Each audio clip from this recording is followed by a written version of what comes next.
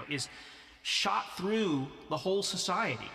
People in law enforcement have also succumbed to right-wing extremism and white nationalism. Again, what this points up is how pervasive and vast a problem this is, and we will be dealing with it for a long time. We're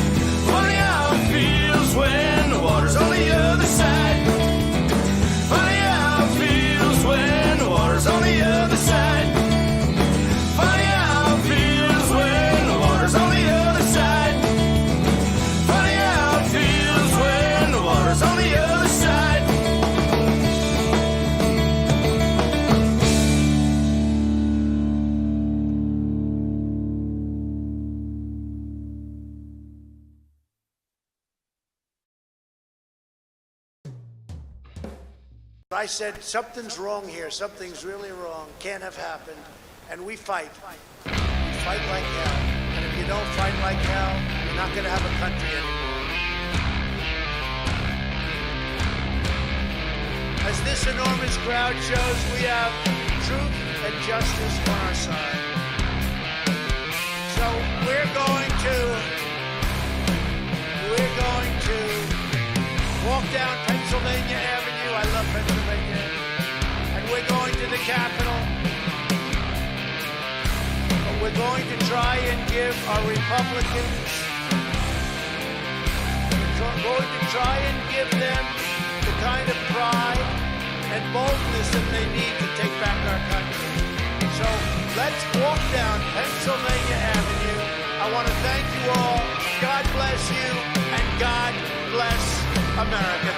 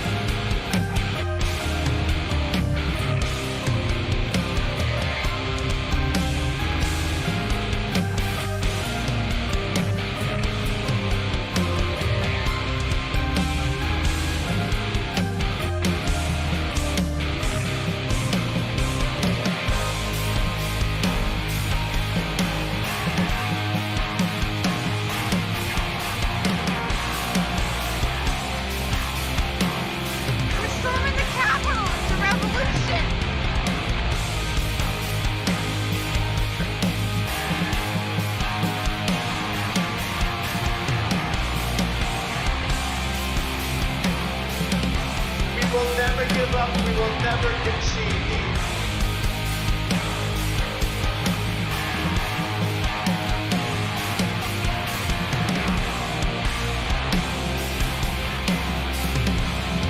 We can take that place.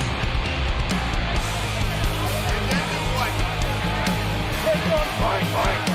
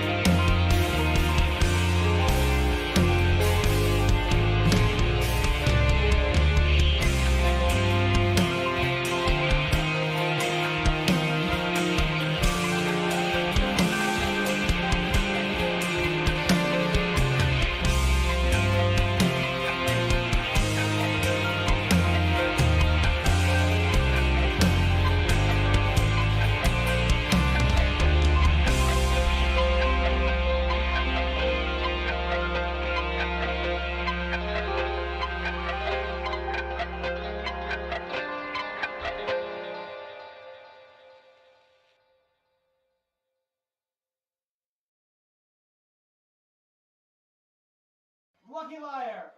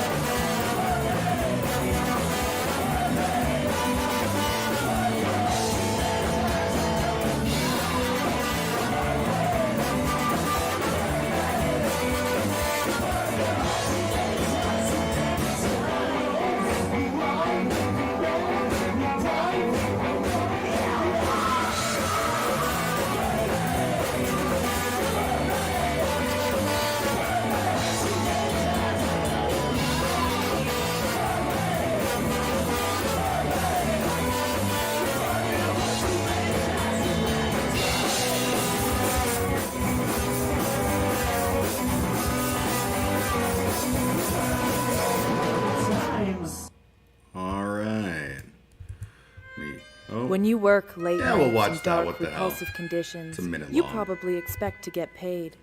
They don't. There are thousands of hard-working, underpaid men and women in your city right now. They're called musicians. Any given night of the week, they put themselves on the line for you and your drunk friends. The problem? You're not even there. The beer he got paid with tonight will never keep him warm. That guitar she still owes 12 payments on will never love her back. You can help. Go to your local dive bar right now. Pay the cover charge. Sit down with one of these outcasts and put yourself in their shoes. Take one home. Hell, take two if you want. Support local music. Sleep with a musician tonight.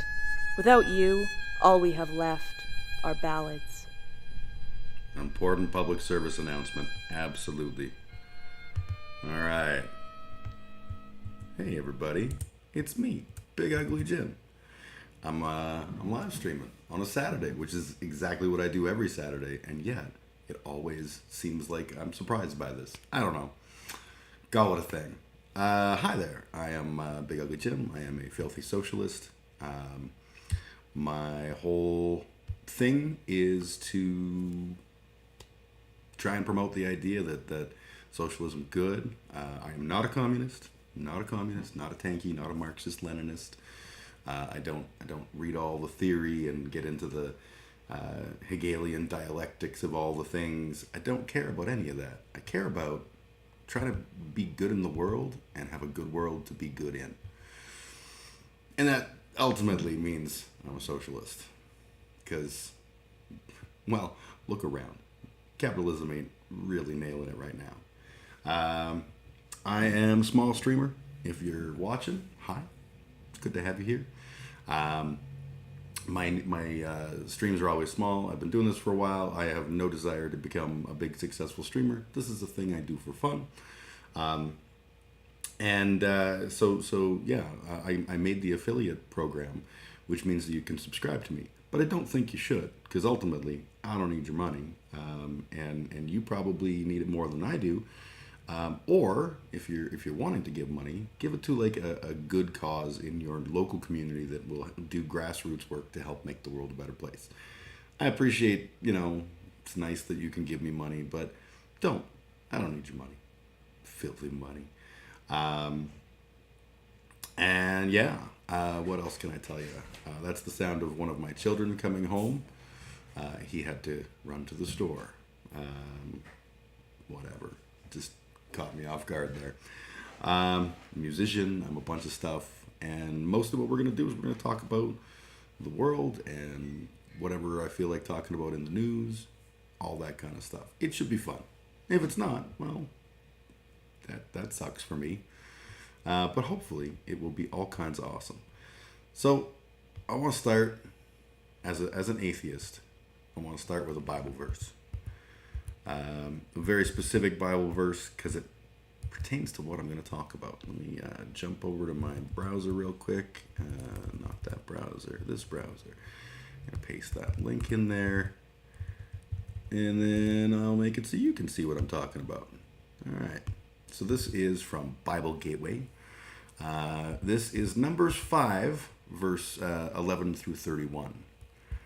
The test for an unfaithful wife. So this is like a double header, because this is it's gonna be all kinds of misogyny, and it's also gonna have an interesting lesson in it.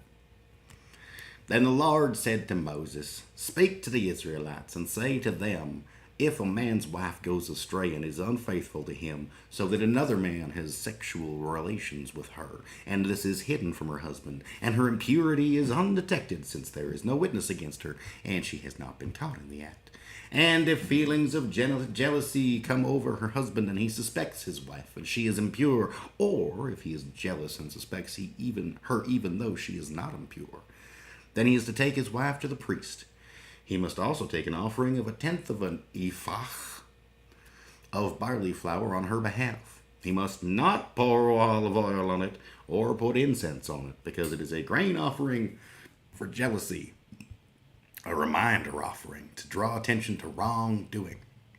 So, to set the stage, this is for that scenario where a woman is unfaithful to her man. Note that there's no reference to what happens in the vice versa world, where a man is unfaithful to his woman, because the Bible loves that misogyny. But we're not gonna point out the incredibly toxic perspective happening here. So if you suspect that your woman be running afoul with other folk, this is how you deal with that as a good Christian person. "The priest shall bring her and have her stand before the Lord. Then he shall take some holy water in a clay jar and put some dust from the tabernacle floor into the water." Good, we're making a mud pie. Right on. "After the priest has had the women stand before the Lord, he shall loosen her hair and place in her hands the reminder offering, the grain offering for jealousy, while he himself holds the bitter water that brings a curse. Then the priest shall put the woman under oath and say to her, if no other man has had sexual relations with you, and you have not gone astray and become impure while married to your husband, may this bitter water that brings a curse not harm you.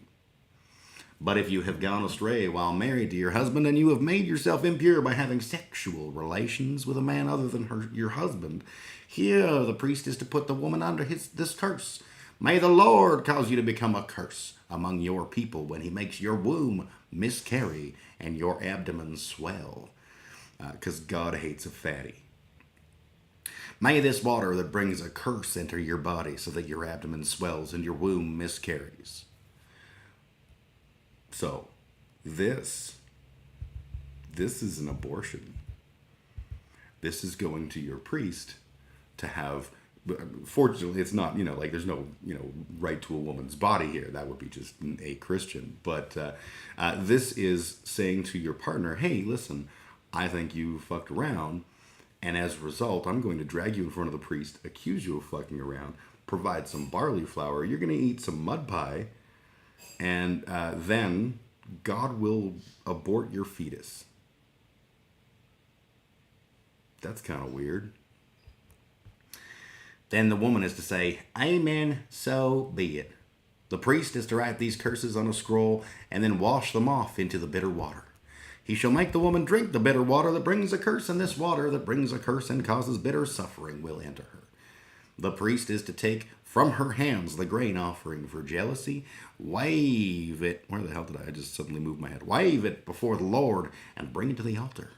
The priest is then to take a handful of the grain offering as a memorial offering and burn it on the altar. After that, he is to have the woman drink the water. Guzzle it up. If she has made herself impure and been unfaithful to her husband, this will be the result. When she is made to drink the water that brings a curse and causes bitter suffering, it will enter. Her abdomen will swell and her womb will miscarry, and she will become a curse. If, however, the woman has not made herself impure but is clean, she will be cleared of guilt and will be able to have children. This then is the law of jealousy, when a woman goes astray and makes herself impure while married to her husband, or when feelings of jealousy come over a man because he suspects his wife. The priest is to have her stand before the Lord, and it is to apply this entire law to her. The husband will be innocent of any wrongdoing, but the woman will bear the consequences of her sin. So interesting little chunk of biblio-bibliness. Essentially, it's a how to do a home abortion the Roman Catholic way, which I think we've all been wondering about. I know I sure as hell have. I think it's also fascinating to see the fact that this is, shall we say, a little one-sided, a little one gender specific-y. That's a little bit of a weird thing. It looks like the Lord doesn't understand that the man could do wrong. And also, it's interesting that the man, if he is wrong, just gets off scot-free.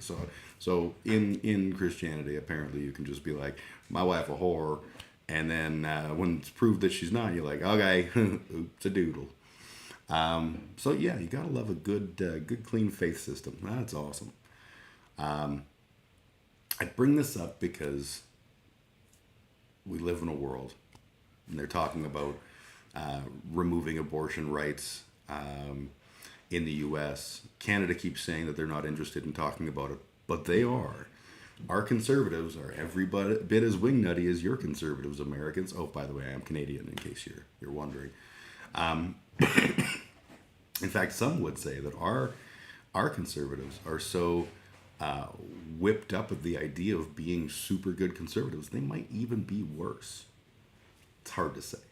Who knows? I don't think we should have a pissing contest over whose conservatives are worse, but we do have some neat ones. We do have some good ones, like you. We have lots of people who are essentially good people who are conservative in their bent, and in some cases they're libertarians and they believe in what I'm a libertarian, but I'm a social or left-wing libertarian, a libertarian socialist.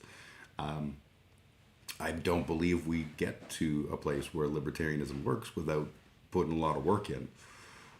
Whereas the right wing is just like, well, let's just stop having public schools. Surely the community will provide it out of the goodness of their hearts. And that is a lovely thought, if only it were real. But we have a lot of the straight up Trump cults, wackadoodles. We're going to talk a little bit about one of them wackadoodles, actually a few of them.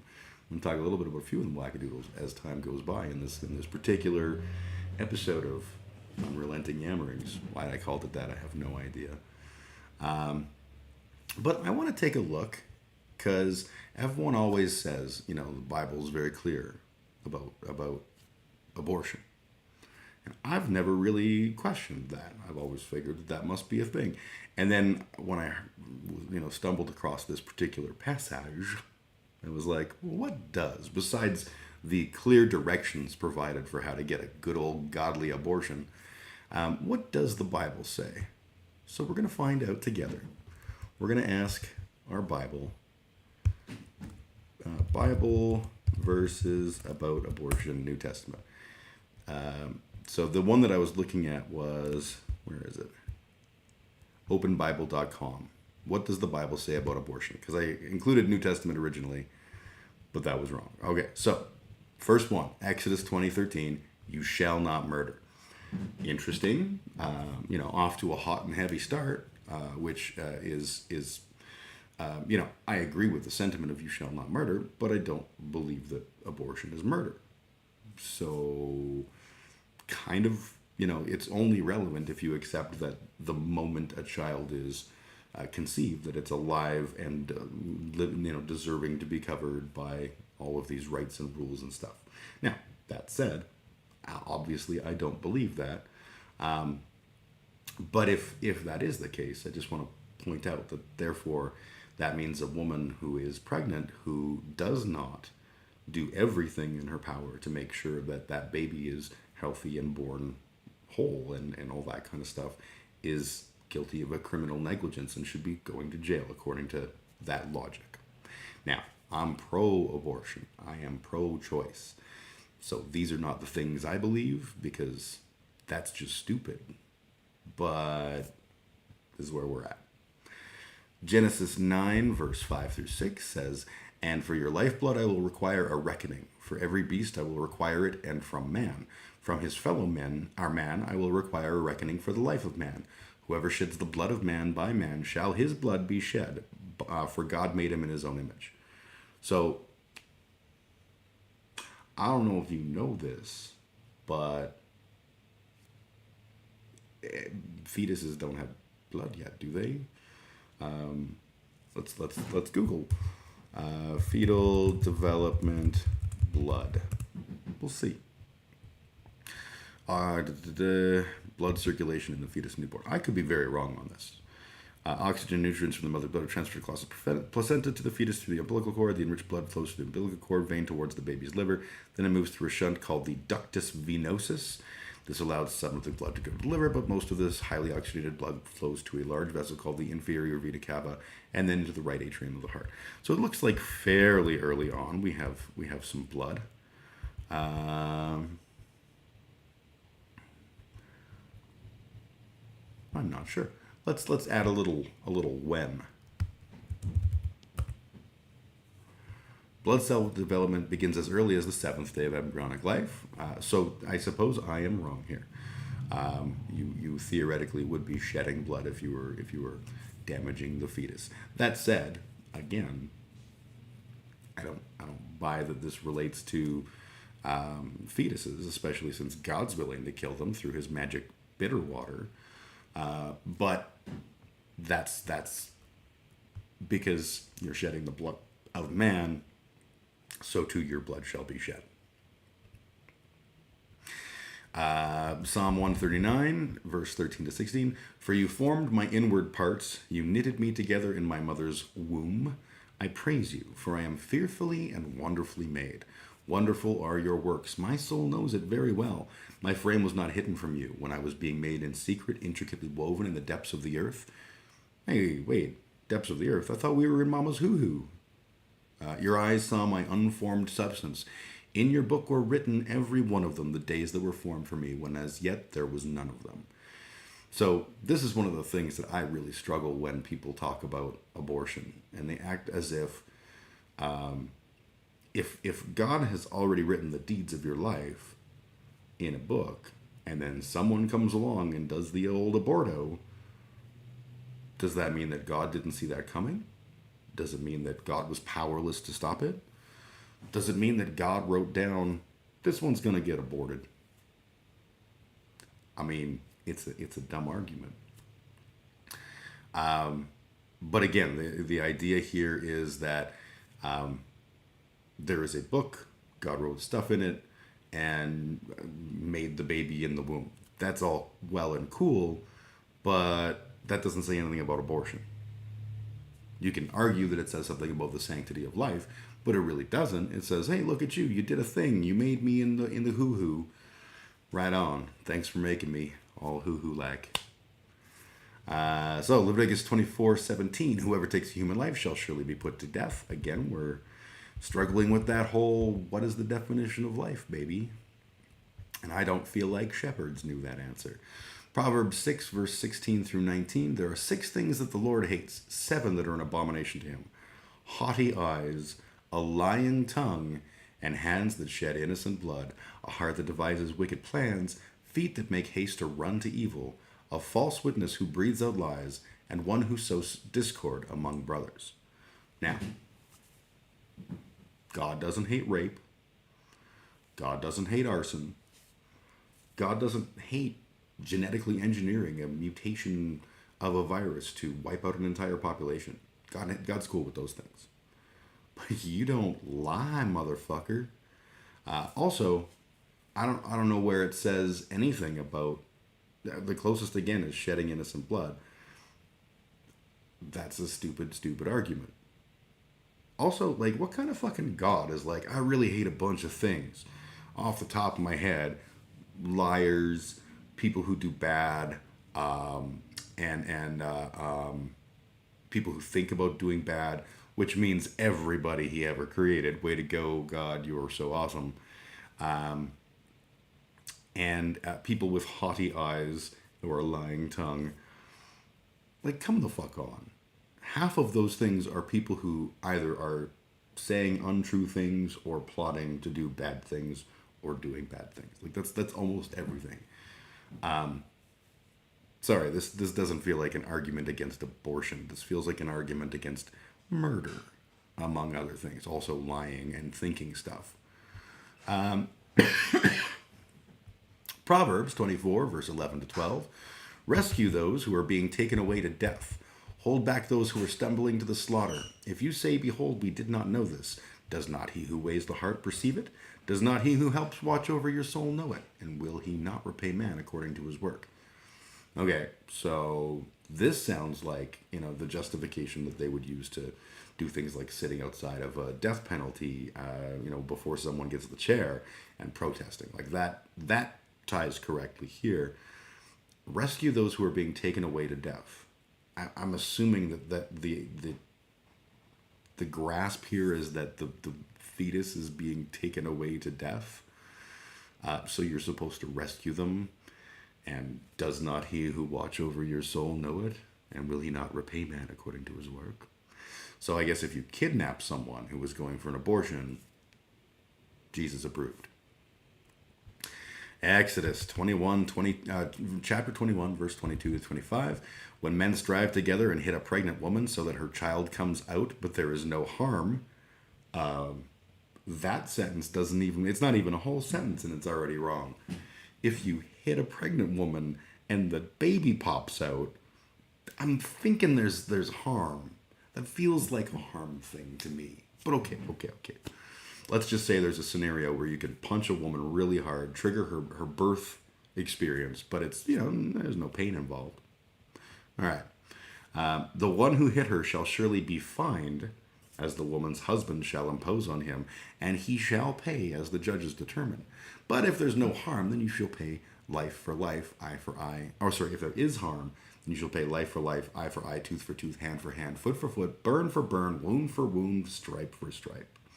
So, this one actually seems like it might be an argument. If somebody goes and pops your woman in the gut and her baby falls out and it's fine, then you're good. You can just fine them. You go, hey, you owe me $50. I want money for the fact that you punched my woman in the cooter and now the baby came out. But if there's a problem, then you can either murder the person or damage them in some way. That's good. That's good teaching there. That's good moral. I like that. I think that's stupid. I think it's horrible. I think it's awful. But yeah. Matthew chapter 18 verse 14. So it is not the will of the Father who is in heaven that one of the little ones should perish. This, I believe, comes from when Jesus is talking to all the little children, and he's like, no, let the little children come. So it is not the will of the Father who is in heaven that one of these little ones should perish. Which is funny because, statistically speaking, probably one of those kids died shortly thereafter, given that it was, a time before real medicine. When they were still drinking bitter water made out of cursed dust from the tabernacle and ink. Yeah. So that's not an argument for pro-abortion. These were little ones that were post-birth. Deuteronomy 27, verse 25. Cursed be anyone who takes a bribe to shed innocent blood, and all the people shall say, "A the fuck men." No, not related to abortion. Once again, sorry about your luck there, guys. Also, the whole concept of innocent blood is funny to me because we're also all sinners and all horrible. And the sins of the father thing, so that you are conceived carrying your father's sins already. That's how they got around the idea that when little babies die, they would, they must be sinners, because why would God call them? All that kind of jibber jabber. Matthew 19, verse 18. He said to him, "Which ones?" And Jesus said, "You shall not murder. You shall not commit adultery. You shall not steal. You shall not bear false witness." We don't kill. We don't fuck. We don't steal. We don't lie. All of those things throughout that book kind of thrown to the wayside a bunch. But, okay, we'll go with it. But again, it's only murder if that's a living thing. And I'm not being semantic going, "Oh no, it's not living until it's 46 years old," or some bullshit like that. Isaiah 5, verse 20. "Woe to those who call evil good and good evil, who put darkness for light and light for darkness, who put bitter for sweet and sweet for bitter." Remember, this whole thing is called, "What Does the Bible Say About Abortion?" So this is about saying that bad things are good and good things are bad. I would make a T-shirt out of that and send it to like all of the evangelicals who are talking about, murdering trans kids and shit. But I don't think this applies to abortion. Deuteronomy 30, verse 19. "I call heaven and earth to witness against you today that I have set before you life and death, blessing and curse. Therefore, choose life, that you and your offspring may live." Choose life. Choose a job. Nothing there. To me, it's not an offspring until it's out. Before that, it's a fetus. You can kill a fetus because it's not a living thing. Romans 1, chapter 28. No, it is first book of Romans. No, it's Romans chapter 1, verse 28 to 32. "And since they did not see fit to acknowledge God, God gave them up to a debased mind to do what ought not to be done. They were filled with all manner of unrighteousness, evil, covetousness, malice. They were full of envy, murder, strife, deceit, maliciousness. They are gossips, slanderers, haters of God, insolent, haughty, boastful, inventors of evil, disobedient to parents, foolish, faithless, heartless, ruthless. Though they know God's decree that those who practice such things deserve to die, they do not only do them, but give approval to those who practice them." I'm pretty sure this is actually talking about, not about abortions, but about like people who turned their back on God, heretics like myself. It's good to know that I'm a gossip, a slanderer, a hater of God. I'm insolent, I'm haughty, I'm boastful. I'm an inventor of evil in my evil laboratory. I'm disobedient to my parents. I'm foolish, faithless, heartless, and ruthless. You know what? When you're right, you're right. Not about abortion. Ecclesiastes 11, verse 5. "As you do not know the way the Spirit comes to the bones in the womb of a woman with child, so you do not know the work of God who makes everything." So that is actually the first time we've had something that was relevant. You don't know the way the Spirit comes to the bones in the womb of a woman with child. Therefore, you don't know shit, motherfucker. That doesn't say anything about when it's okay to terminate a pregnancy. It doesn't say anything about when the Spirit comes. This is just a neener. Now, as an atheist, I don't believe that the Spirit comes to the bones and the wombs of a woman with child. That's just me. Certainly, if it uses the word bones, when are the bones formed into actual bones? I don't know. But certainly, if the bones are already there, and that's what Jesus gets, or the soul gets infused into, then that gives us a window. But again, this isn't directly related. This doesn't say don't have an abortion. It says you don't know when the baby gets a soul, which is stupid. Psalm 94, verse 18 through 23. When I thought my foot slips, your steadfast love, O Lord, held me up. When the cares of my heart are many, your consolations cheer my soul. Can wicked rulers be aligned with you, those who frame injustice by statute? They band together against the life of the righteous and condemn the innocent to death. But the Lord has become my stronghold and my God, the rock of my refuge. I don't see anything there about abortion. I'm going to wind up reading the entire fucking Bible because they just keep like, yeah, this is about abortion. It's the part where the bald man gets eaten by a bear. Mark 7, 20 to 23. And he said, what comes out of a person is what defiles him. For from within, out of the heart of man, come evil thoughts, sexual immorality, theft, murder, adultery, coveting, wickedness, deceit, sensuality, envy, slander, pride, foolishness. All these evil things come from within and they defile a person. Now, unless this is saying that babies which come out of people are also defilements, which I don't think is the point, then this is unfucking related. Psalm 139, 120. You know what they're doing here is they're saying this is what it says about abortion. Then they're not saying anything about abortion because there's fucking nothing to talk about. If there was like the top thing would be like, and lo, Jesus said unto the mount, blessed are those that don't get abortions because the other ones are hooers and they will be burned forever in the fires of the pit of hell.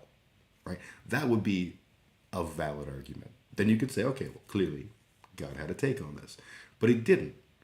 So what they're doing instead is they're taking anything that sort of relates to the sanctity of life or how cool life is or God, you gave us this wicked cool thing and we ought to cherish it, which, cool, I get that.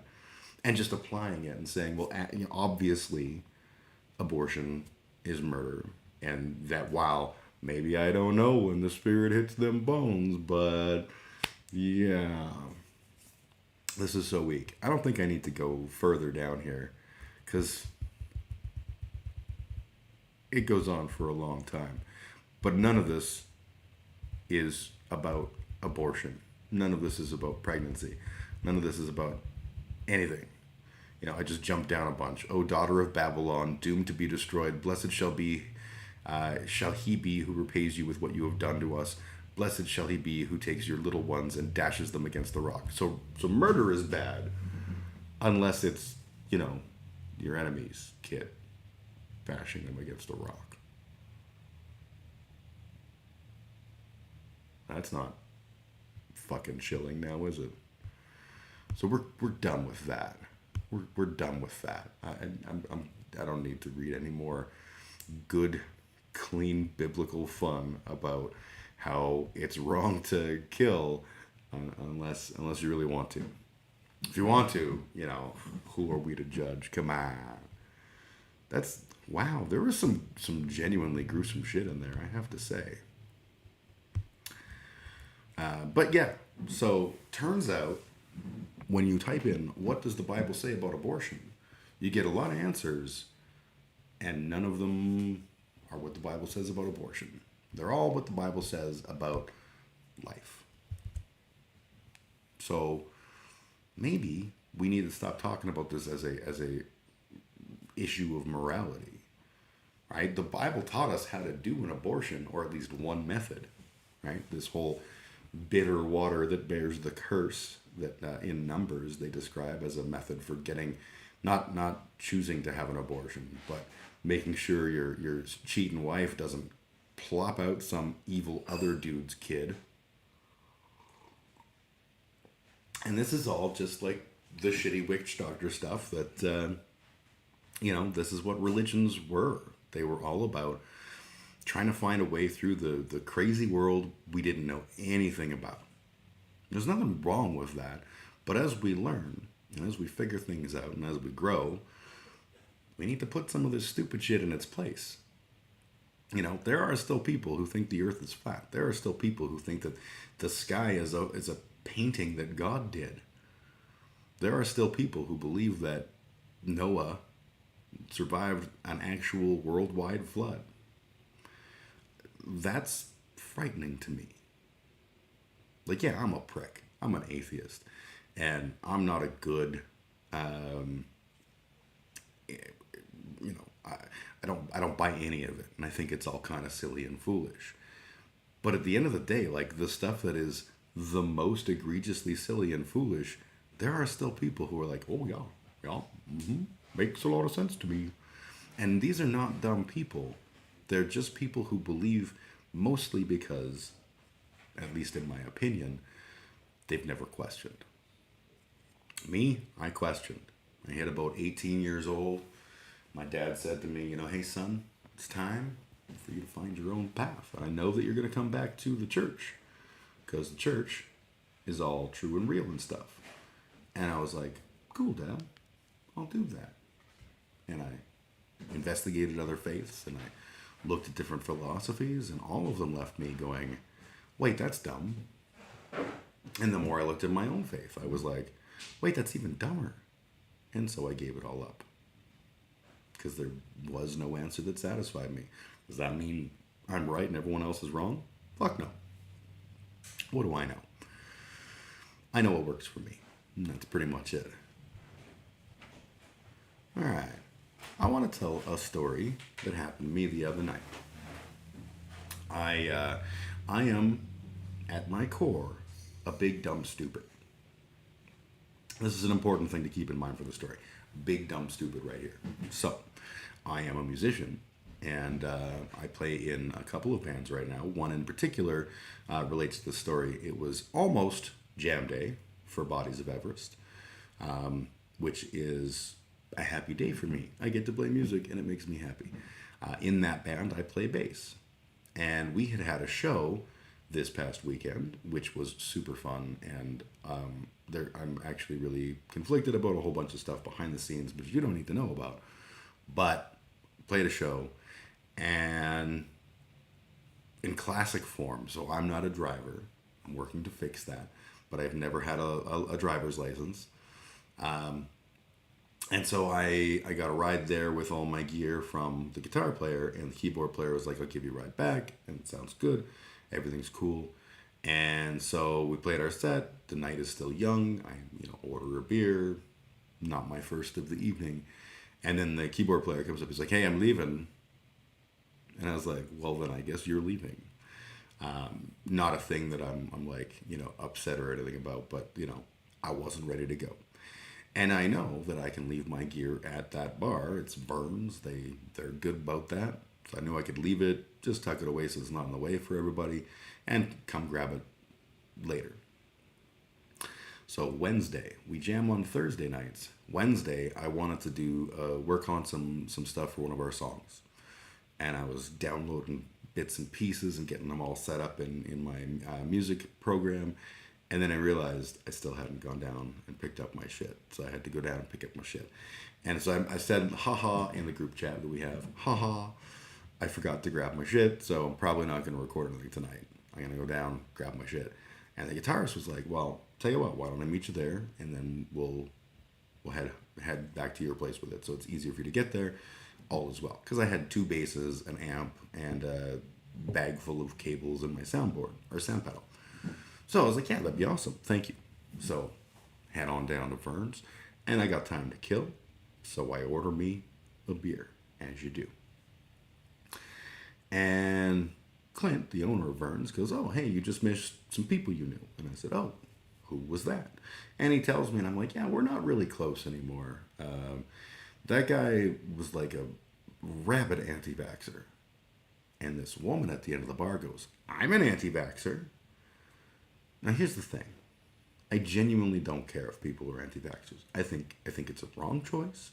I think it's a dangerous choice. It's your choice. I personally, I don't like the idea of a vaccine mandate for anything, but I do like the idea of a non-mandated vaccine being accepted by people who, are looking out for the people in their lives. That seems like a thing to me.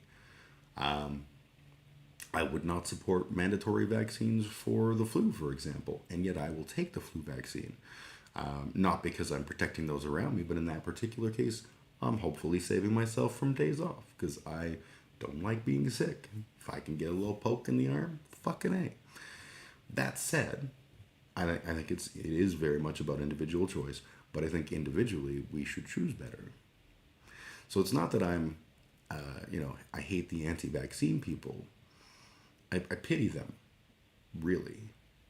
But more importantly, as much as I would like it if they saw the world the way I do, I know they don't. I know that I can't change that. And so, fine, fuck, whatever. Now, I was married to an anti-vaccine person for many years. And she wasn't anti-vaccine when we got married. It came later. And I watched the descent into that cult. And I had to have the conversations about mercury and thimerosal and how certain doctors lost their credentials and all of this kind of shit. And I had those arguments because I had to. And what I learned is I lost all of them, even though I won all of them, because debate isn't about being right. It literally, can't change someone's mind, then you're done. And that's what that was. So fine. So this woman pipes up, I'm an anti-vaxxer. Congratulations. Right? I don't care. And I was like, okay. And I continued on. And I tried to explain that, to Clint loud enough that this person who's obviously listening to our conversation would understand that it's not that they were anti-vax person. It's that they kept sending me these ridiculous articles going, why don't you comment on this, Bucky?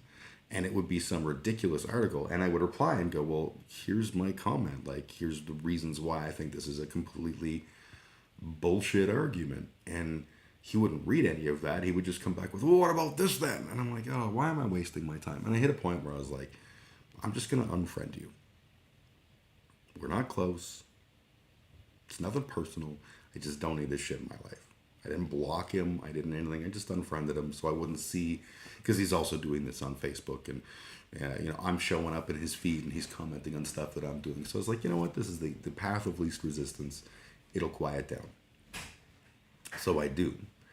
And a few months later, he messages me and he's like, I can't believe you unfriended me over something as bullshit as you're being a slave to the government. And I was just like, yeah, that's why I unfriended you.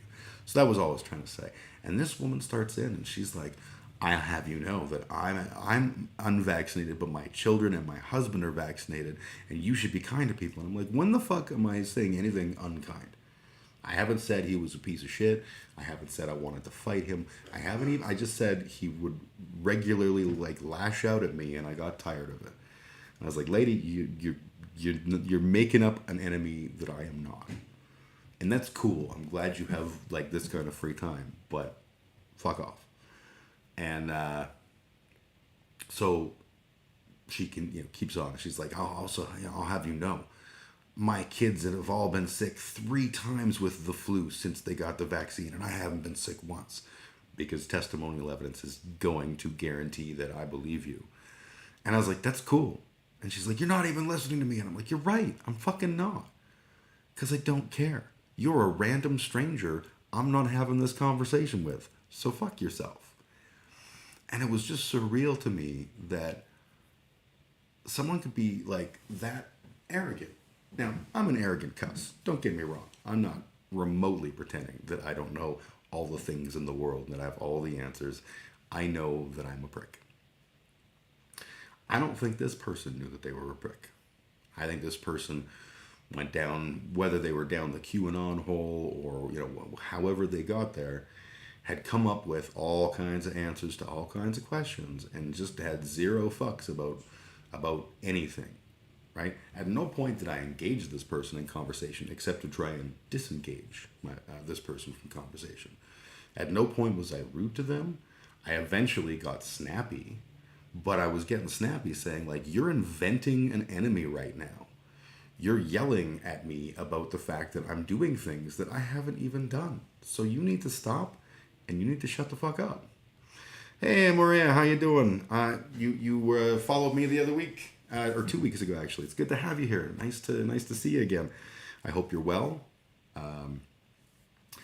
Anyways, yeah, I just found it really surreal to have this experience with this sort of random person that just out of nowhere just felt the need to tell me all about how the vaccines are. I think that's surreal because as someone who is pro-vaccine, I have heard all of the anti-vaccine stuff. I've heard it longer than most because, as I said, I was married to an anti-vaxxer. And I had to watch this descent into madness. And I was like, what are you fucking talking about? Like, you literally know none of the things you're speaking of. You're reading your mommy net and coming up with answers to things that you don't know. Like, cool story. And we had a lot of, like, after the marriage ended, that's when she sort of went down this pipeline. And it was a very, very frustrating thing for me because my kids were unvaccinated. And I had no ability to get them vaccinated. When my eldest son moved in with me, I was like, great, you're still in high school. Let's get you some vaccines. And contacted the school, and I was like, yep, vaccinate. And they were like, cool. And then the public health nurse called, and they were like, can't do it. Your ex-wife is the child's mother and is on the record as being an anti-vaxxer and being opposed to his being vaccinated. So we're not allowed to vaccinate this. And I was like, what the fuck are you talking about? Like, this is a kid living in my house. How the fuck is this the world? And they were like, yeah, right? We get it. But it was a whole thing. I don't understand.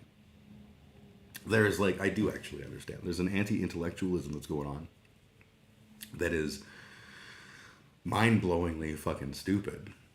But this is the world we're living in right now. People are that quick to just like, anything smart is dumb, anything good is evil. Wasn't that one of the Bible verses we just read about in the quest for understanding what the Bible says about abortion? It was. Woe unto you if you say that good shit is bad and bad shit is good, because God's gonna fuck you up. That may be the a New International Version or something. I may have the quotes off, but you know what I'm talking about. You know what I'm saying. But yeah, this was, and that was the whole problem I had with the anti-vaxxer discourse, is everyone's stumbling across this like it's brand new information. They're like, holy shit, did you know that like mercury causes autism? And I'm like, no, it doesn't. This is completely stupid. We've done this. I wrote things about this in my blog way back, like a decade ago, writing in my blog, Meddling Kids, where we like took all these claims and laughed at them and said this is stupid, because they were stupid and funny. Right? And it just boggled my mind that people are still doing this, and in fact, it's gaining steam, and it's all because at the core of things, people don't want to be smart, and they don't want other people to be smart. People want themselves to be smart. That's not a valid statement. Everybody wants to be the smartest man in the room, and the easiest way to be the smartest man in the room is hang out with dummies. And when you're hanging out with someone, one of you is the actual dummy. When you're in these little groups of people who are like, I know all the scientific evidence is there, but what if they're lying? What if George Soros and his cabal are lying to you and telling you stuff that ain't true? Well, what if? Let's consider for a moment that maybe you're full of shit and wrong, and that's sad. Yeah, that's kind of how we're at. Yeah, the anti-vax stuff, like, and I got in trouble for spreading vaccine misinformation on one of these, and I was like, I assure you I was fucking not. But I think I was presenting arguments and saying, this is why that is a stupid argument. But YouTube was like, well, we didn't watch the whole video. And I was like, well, could you? And they were like, probably not. You look like you got sedition tattooed on your wrong arm. You got sedition tattooed on your arm. You're clearly one of them Jan 6 boys. Oh, hell no. This is an old tattoo. One that I still support. Because sedition, much like political violence, they're only labels we apply after the fact of the morality of them. The U.S. Constitution has built in the necessity for political violence, whether people like it or not.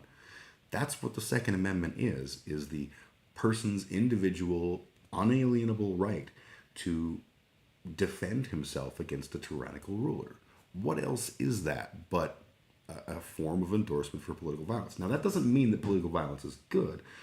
It means that sometimes political violence is necessary, and the problem that we have is we only know whether it was the right answer after the fact. And I'm not encouraging anyone, not saying do this. It's not my intention. Sedition's the same thing. I believe that the original concept of sedition, not sedition in the way that it's applied to January 6th, but sedition is basically whispering for change in the ears of the masses against the king kind of a vibe. And I've always had a real soft spot in my heart for that, because that's people standing up quietly to tyranny and saying, this isn't right. We have to question things. To me, that's a noble concept. What happened January 6th was not noble. That was opposite. That was won over noble. Zero nobility to be had there. But this is, there's nothing wrong with sedition. There's only wrong with sedition after the fact, when you can look at it and be like, oh no, that was evil. Or while it's happening. Like QAnon is a very seditious movement. The people who are claiming that Donald Trump is the son of man, that's some sedition. It's not good sedition. It's not a good thing at all. Not even good Christianity. But, it's something. All right, well, I think I'm going to take my first little break, and I'm going to jump outside for a couple minutes. I will be right back. I don't have my music finger open. I'll open that real quick so that I can play music. Maybe I'll do the thing I used to do where I would play music and include the audio of Jagmeet Singh or something. Let's do that. That sounds like fun. Okay, so I'm going to go to YouTube, and I'm going to go Jagmeet Singh speech, and we'll find something that's long enough. Oh, that one's full election night speech. Okay, we'll play that, and I'll play music over top of it, and it'll be silly, and you'll all love it. And there we go. I'll be right back. Was costing a lot to his mom and dad. He worried about being a burden to his family. I remember that young man. And I remember that young man and the fact that someone as young as that felt like he was a burden in a country as rich as ours. And that's a part of the reason why we're fighting. We're fighting for that young man.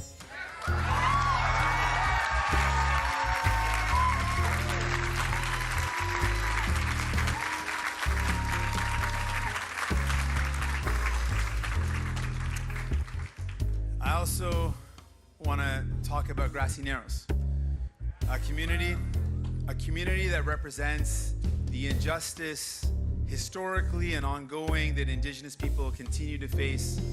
The people of Grassy Narrows who are so resilient in the face of neglect and negligence and being ignored, being told they don't matter, being ridiculed.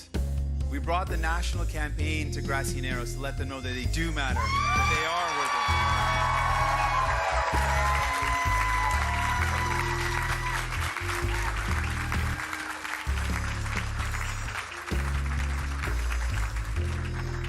And that Indigenous reconciliation is sometimes as simple as basic respect and dignity for the first people of this land. And that means clean drinking water. That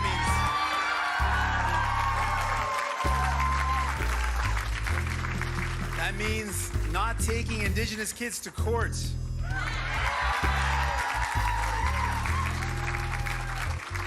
That means equal funding for child welfare, for education, and quality homes.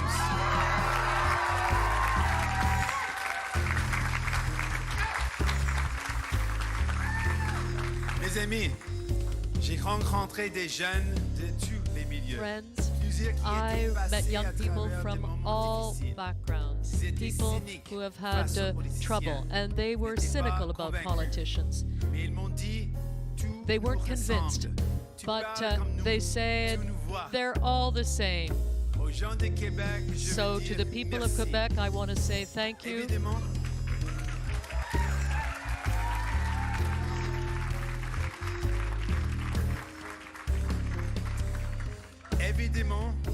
Of course,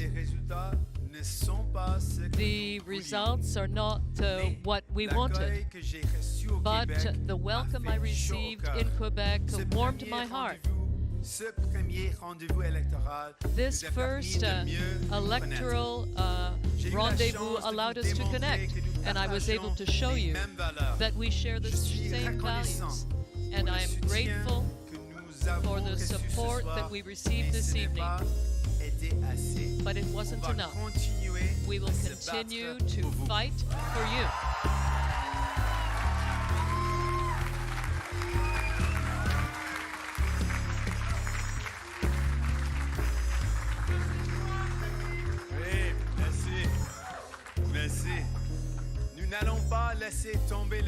We are not going to abandon Quebec. We will continue to be a presence there. I will continue to have a presence there. I said that we would unite Quebec progressives with progressives in the rest of Canada. And together we can do that. And we will do it.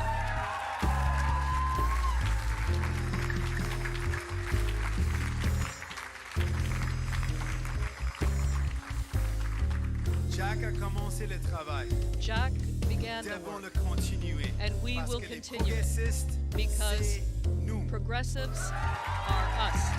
We are the progressives. Thank you, friends, and see you soon. We'll keep up the work. Friends, throughout this campaign, I've heard a lot of stories about Canadians who are struggling and just want to build a good life but are finding it harder and harder to do so. And to those Canadians, I want to say to you this tonight. You Democrats are going to Ottawa to fight for you.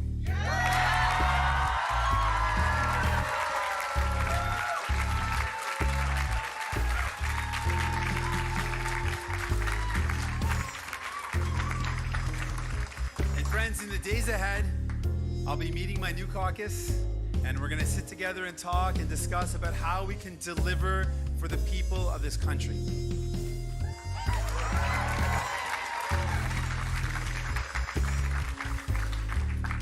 Because the real winner of this election is not a party or a leader. The real winner of any election should always be the people, and that means Canadians.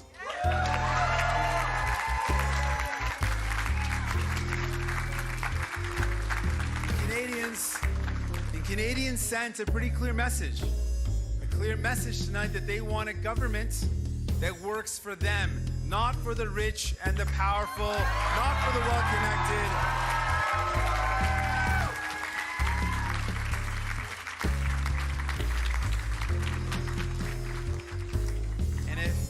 And if exactly. And if all MPs, you're right. Oh, I'm sorry. We'll talk about that. I'm sorry. And if all MPs elected tonight hear that message and act on that message, then the real winners of this election will be the people.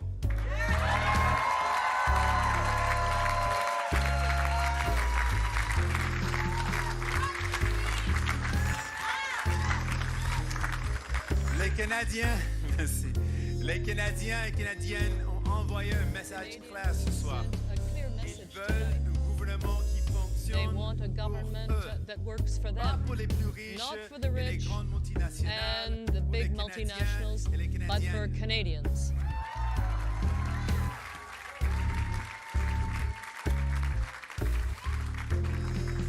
Et si tous les députés élus ce soir And if all the members of parliament elected tonight hear that message and act as they should, the real winners of this election will be the people.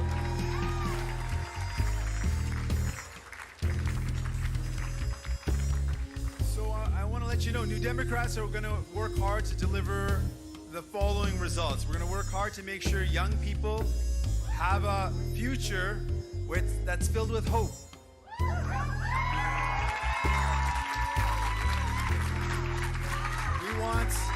That's right. We want young people to be filled with hope. We want to make sure that Canada is a leader in the global fight against a climate crisis.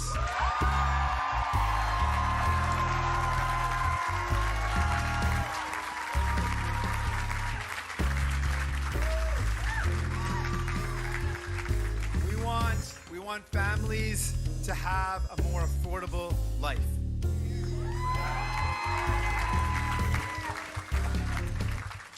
And we want a Canada. Okay, I am back. I hope you enjoyed listening to Jagmeet Singh. That was his first election where he won. He did not become the official opposition. He's the leader of the NDP party, which is the most left-leaning, reasonably, viable candidate in party in Canada. There's a Marxist-Leninist party. No thanks. There's a Green Party, which looks and smells left-leaning, but it's pretty economically right. And then we've got the Liberals, which is the current people who are in power. That would be Jean Chrétien. Maybe people are familiar with old Johnny. I think he is terrible. I think he is a joke. I think he is a fake progressive. And I think he's a career politician. And that's that. Jagmeet Singh is the reason Canada is doing good Canada stuff. By that I mean, for example, we got CERB. I've talked a bunch about CERB. I was not on CERB, but it was the COVID relief benefit. COVID emergency relief benefit. And it guaranteed that all Canadians who got affected by COVID would have a minimum of $2,000 a month so that the economy could continue to move. And that worked real good for us. We kept afloat. We didn't have a big eviction crisis. We didn't have the threat of an eviction crisis. And more importantly, our money kept circulating. Because people were getting, in some cases, they were making more on CERB than they were working in their jobs, and that gave people free, extra money that circulated in the economy, and they did things like ordering stuff and purchasing, getting skip the dishes and shit like that, and as a result, our economy continued to be in motion even throughout the darkest of times. It was a huge win. And it taught us that a universal basic income is just a good idea. Do I think Jagmeet Singh is awesome? I think he's the most awesome we can hope for. Do I think that I want to live in a world with him as the leader of the country? Sure, absolutely. Because we're stuck in a state of democracy right now. And when we talk about the lesser of two evils, we have a lot of evils. And he is definitely the lesser of them. But is he perfect? Is he the guy I want to lead the world? No one is. Not even me. Don't let on. That coffee is cold, and my coffee machine died, so I've been using the kettle and a Bodum, and that is noisy and not something I'm going to do. So yeah, life is good. So anyways, yeah, I'm back from my little breaky break. We'll talk about some more stuff now. Obviously, if anyone wants, if there's a topic of conversation you want to do, chat's always free. You guys can chat away with me. And if you're new to the stream or if you're watching, once again, I am an affiliate. That means theoretically you can subscribe to me. You should not. Don't send me money. Don't give me nothing. Instead, spend that money on some kind of local good program in your neighborhood. I don't need your money. I had a thought today that was interesting. That was again related to religion. I've been watching a lot of religious stuff lately, and so it's been on my brain. And I remembered the story of my friend Bronwyn's mom. when I was a kid, when I was in high school. Bronwyn's mom was a horrible, horrible woman. Just a, oh, hey, Christy S., good to see you, my friend. Bronwyn's mom was really bad. She was, yeah, I used to call up and I'd be like, hi, is Bronwyn there? And she'd go, who's this? She's Australian, had like a thick, very angry Australian accent. Who's this? I go, oh, it's Jim. Lucky Jim? Yes? One moment. Bronwyn! It's Lucky Jim. She literally sounded like at any moment she was going to eviscerate me. Just a fucking not my favorite person. But I developed some respect for her. So I didn't know this when Bronwyn and I became friends, but she belonged to a church called the Worldwide Church of God. This was not something I knew. And I, you know, Church of God sounds pretty normal, right? It's not. It's a cult. And the way I found out about this, Bronwyn didn't talk about it because Bronwyn wasn't exactly what we would call a true believer. But, you know, went through the motions with the family. Like, you're not gonna, you can't fight City Hall. So Bronwyn would just not talk about it. And with good reason. Turns out her mom was kicked out of the church, was excommunicated for the crime of getting a job without first. She probably would have been allowed to have a job because the family needed that, but she didn't get permission from their deacon. So she was excommunicated because she was obviously a criminal whore or something like this. And I thought that was actually kind of badass. And the husband was still a member of the church. And the rest of the family were still members of the church, or, you know, the children, not so much. They, you know, they didn't really believe it. But the church's rule was that your marriage was more important than the excommunication. So you were still expected to stay married, but you should shun them as much as possible. Like, what a fucking life. So maybe there was a reason she was such an awful person. I don't know. I don't know if she was awful before that or not. But anyways, it was an interesting thing because I didn't know anything about the Worldwide Church of God. So I was like, well, let's find a little something out. What do they do? And it turns out I did know a little bit about the Worldwide Church of God. They had a magazine that used to be available fucking everywhere. I don't know if this was just a Canada thing or if it was just available fucking everywhere. It was called The Plain Truth. And like, it was just a free magazine you could pick up. And we would grab them and then never read them because we didn't actually give a shit. But, you know, it was free, so you take it.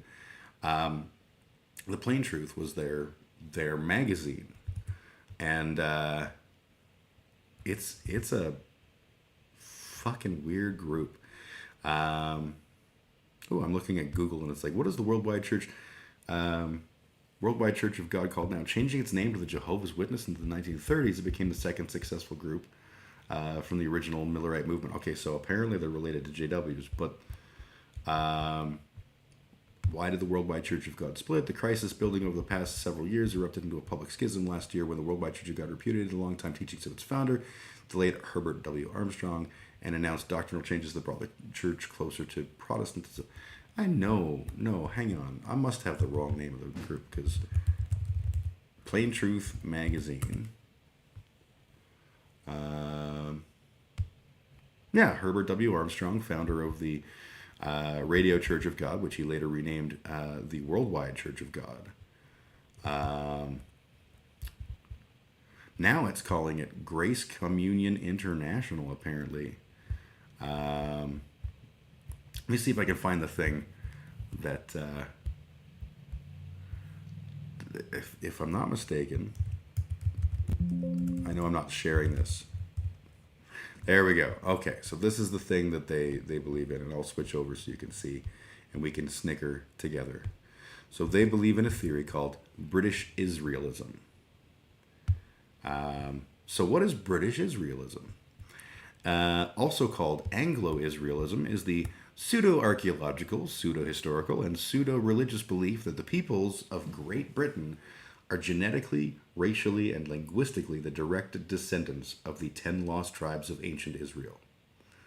With roots in the 16th century, British Israelism was inspired by several 19th century English writings, such as John Wilson's 1840 Our Israelitish origin.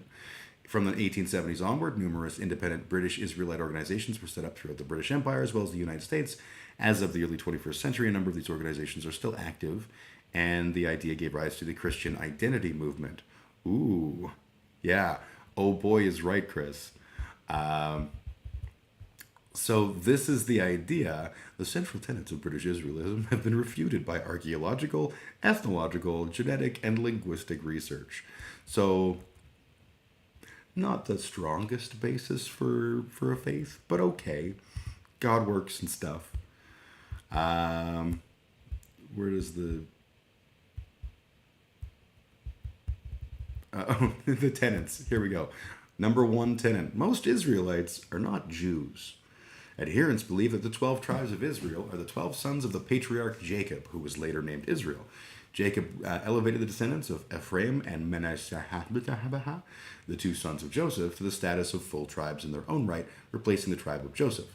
A division occurred between these 12 tribes in the days of Jeroboam and Rehoboam, all those fucking boams, with the three tribes of Judah, Benjamin, and in part Levi forming the kingdom of Judah, and the remaining 10 tribes forming the kingdom of Israel, Samaria. Thus, they argue, the great bulk of Israelites are not the Jews. W. E. Filmer, writing in 1964, suggested that the fact that some Jews continue to search for the 10 lost tribes implies that their representatives are not found among modern-day multi-ethnic Jews. A number of British Israelites quote Josephus in order to support their claim that the lost tribes of Israel are not Jews. The entire body of the people of Israel remain in that country, wherefore there are but 2 tribes in Asia and Europe subject to the Romans, while the 10 tribes are beyond the Euphrates till now and are an immense multitude. So essentially, British are descended from the lost tribes. This is, yeah, it's based on belief, isn't it? Yeah, exactly, right? If I believe it, it's got to be true. Fucking hell, John. The key component of British Israelism is its representation of the migrations of the lost tribes of Israel. Adherents suggested that the Scythians, Cimmerians, and Goths were representatives of these lost tribes and their progenitors of the later invaders of Britain. John Wilson would argue that the inclusion of all Western European Gothic peoples among the descendants of the Israelites, but under the later influence of Edward Hine, the movement would come to view only the peoples of the British Isles as having this ancestry. Because obviously, there was a whole lot of people who, in like pre-Jesus times, just were like, you know what? I hear it's lovely in the summer along the banks of the River Thames. Let's go. And they just took their whole tribes and off they fucked, and no one thought to write that shit down or even mention the fact that there was a Britain, and off they fucked, and they started England, where there was nobody ever. So that was the faith that my friend was raised in. And it's funny because as an atheist, I look at something like that and I go, well, that's just patently absurd, and it's perfect fodder for white nationalist bullshit, and I would be right on all of these things. And everyone around me goes, yeah, no doubt, that's stupid. And you go, well, what about your church? And they go, shut up, mine's fine. We don't do anything weird. I'm just going to go have some vampire drink and some body of Christ to nosh on while I absolve myself of all of my worldly sins because I happen to be there that week. The thing that makes me raise my brow when a faith/religion, Judaism, is considered a race. That is a weird thing. And I can sort of understand, because like the original Semitic people, if I understand correctly, were like Semitic was a race, and race is obviously, you know, entirely subjective and sort of a meaningless and pointless distinction that's entirely a social construct. But the fact that that one continues, and that people who are, you know, ethnically Jewish, you know, for want of a better term for that, you know, descendants of Ashkenazi Jews, for example, that religion and race are tied together really doesn't make a lot of sense to me. And in fact, like the Ashkenazi Jew thing, for example, like there's a huge number of people who, according to 23andMe, are descended of, at least in part, from Ashkenazi Jews. There must have been a lot of them. That, to me, doesn't say anything about, like, the religion and the people are two different things. And I wouldn't even consider that like a race. I would consider that a group of people with, some kind of common lineage that, goes back. I guess it really depends on how you determine race. And, the world that I grew up in race was like a very, very finite number of things, and all of them are good. Hebrew, sure, and the majority were a tribe/race. They weren't /are all Judaic. Yeah, absolutely, right? There are plenty of, even at the time, there were plenty of Hebrews who were not Jewish in their faith, and that continues to today. And there are plenty of people who are Jewish in faith who are not Hebrew. It's a thing. Like there was a kid. I remember hearing about like a kid who was one of the higher ups in one of the Nazi groups in the States, who was like secretly, he was half Jewish, and it was like this grand embarrassment for him to know that he was, so filthy and horrible and all this shit. I was like, dude, you're just, your level of self-hate has reached violence to others. Maybe you need a therapist more than you need a movement. You want a movement your ass down to a therapist. That's a way better answer for you. I find the even the concept of race, is a fascinating thing. Like obviously there are types of people groups of people with similar genetic histories that are sort of embodied in some of the things like skin tone or whatever, but they don't fucking matter. Like none of that matters. If we were of different, cladistically different groups, then we wouldn't be able to have viable progeny, and we can. So we're all the same family. The religion does tend to be linked to the tribe/religion. This is often used to prove that the religion of Judaism can be traced genetically.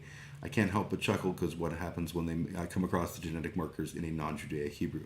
Yeah, absolutely, right? Like it's a silly thing to think that all of the descendants or all of the ancestors would have been of the same mind. There's certainly, there are traits that we associate with Ashkenazi Jews or any number of other groups, and you could say, oh, well, that's the lineage of the people of Israel or whatever.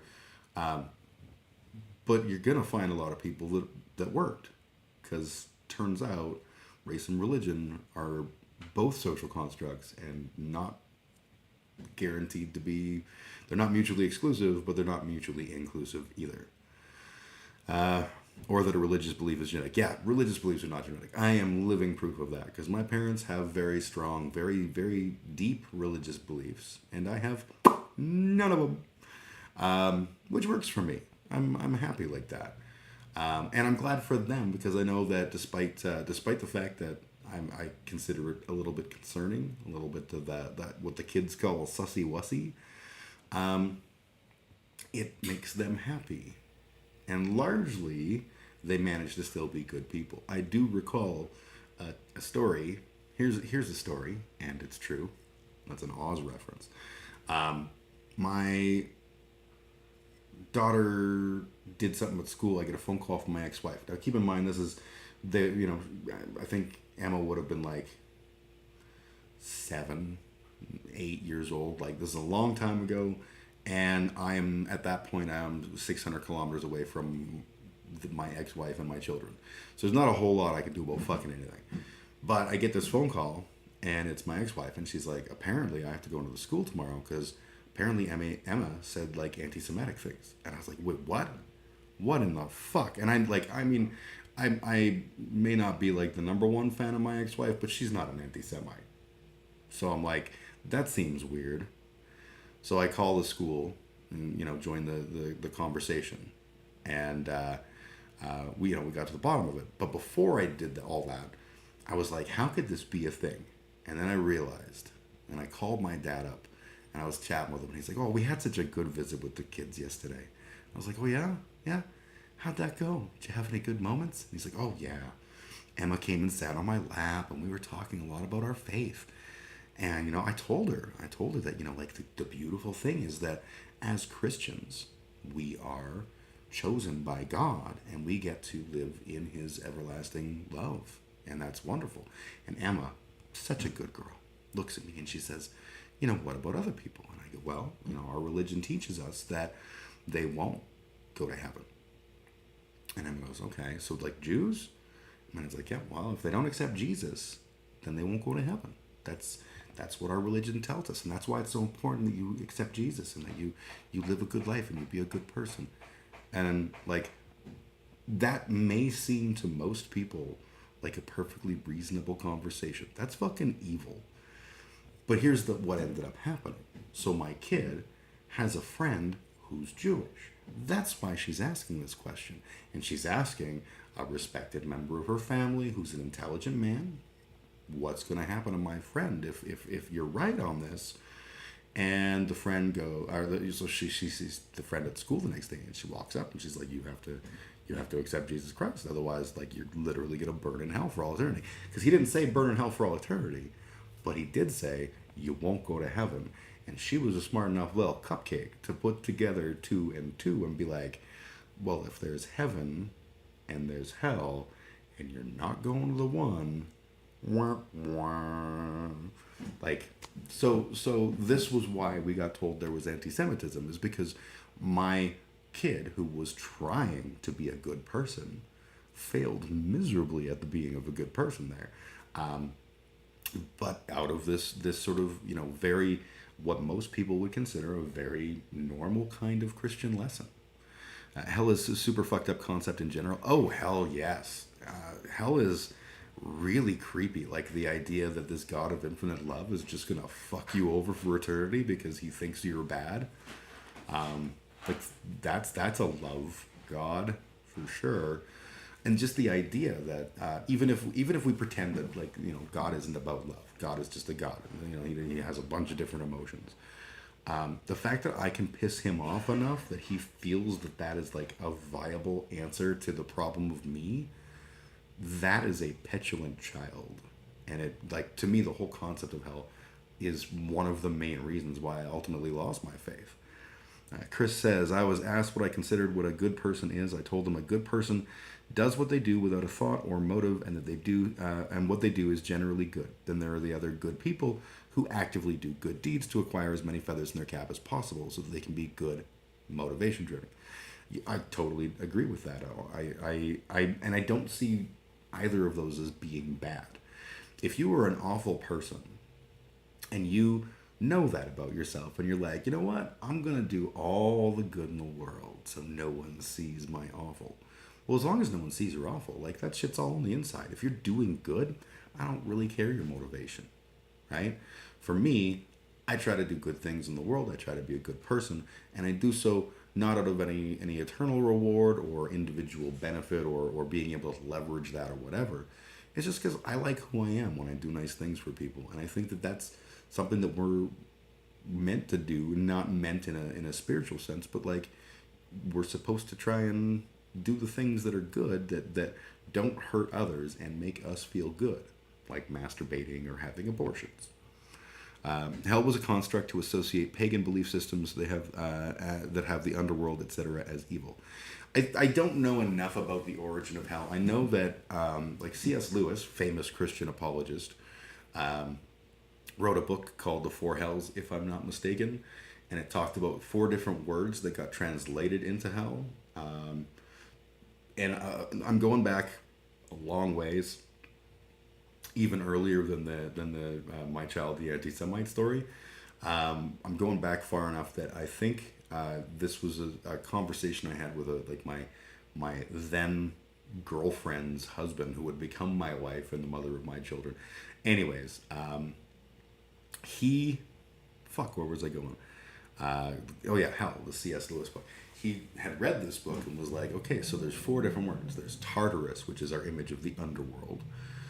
which was not just pagan, you know, in the half naked running around howling at the moon stuff, but like the concept of an underworld was common all throughout the world at the time. And then there was Gehenna was another one. Gehenna was a city that they had I think it was like a garbage dump that they kept perpetually on fire. And in that city, again, if I remember correctly, in that city, if you were guilty of like a heinous crime, your punishment would be to be cast onto the fire. And so the idea of Gehenna was complete and total destruction. It wasn't a lifetime of torment. It was, you were just gone. You were removed. You did not exist anymore. And that was the argument that C.S. Lewis was making. Again, I don't know if that's the case. I did not read the book. I do not give a shit. And I also think C.S. Lewis is a bit of a schmuck. But the Narnia books were fun. They were good. Let's make kids have good Christian role model shit. But without them, we wouldn't have got the cool atheist version of that, which was the, what are they called? His Dark Arts or whatever the fuck. There's one of them on Netflix right now, which were way cooler. Way cooler. Need to clarify, anything non-Christian was labeled as pagan and portrayed as naked sacrifice orgies, etc. And yeah, absolutely. Although, you know, the Christians certainly had their share of naked orgies and shit too. We don't talk about that now, except when the Catholic priests do it. But yes, I've read the Narnia books a lot. Yeah, I love, when I was a kid, one of my favorite memories as a kid, we'd come home for lunch because my mom worked in a dress store when I was a kid. And so she was home for our lunch, and we were not part of the lunch program, which was for the French immersion kids. So we had to come home, and fortunately the school was like right across the street from my house. So we would just come home for lunch, and we would have like a sandwich or soup or whatever the fuck. And she would read to us from the Chronicles of Narnia. And it was like a super warm childhood memory, which only got trampled later in life when my mother explained that the reason she started doing that was because watching us eat made her physically ill. Now, we were not horrible, but we didn't have all of the manners. You know, pinkies were not always up as we nommed. And she would become physically ill watching us not have our pinkies up. And so she began looking for some kind of a way to be distracted during our disgusting food frenzy. Kind of changed the vibe of that warm childhood memory. But I loved all those stories, you know. And again, I was raised a Christian, so I drew a lot of similarities in my head between, you know, what was the fucking lion's name? Abercrombie. It wasn't that. I don't know. Atreyu. Aslan. I totally drew like Aslan was very much like Jesus, and I put all that shit together in my head, which is exactly what the goal was. But yeah, it was cool when I stopped having that stuff. But yeah, as far as your earlier point, anything non-pagan definitely, or anything pagan was something that is non-Christian. That is true. I associate paganism with like what I would consider modern paganism, and that's me being incorrect. So you are correct, Chris. They did view the Greeks as pagans and the Romans as pagans, and all of especially the polytheistic gods of the time, or religions of the time.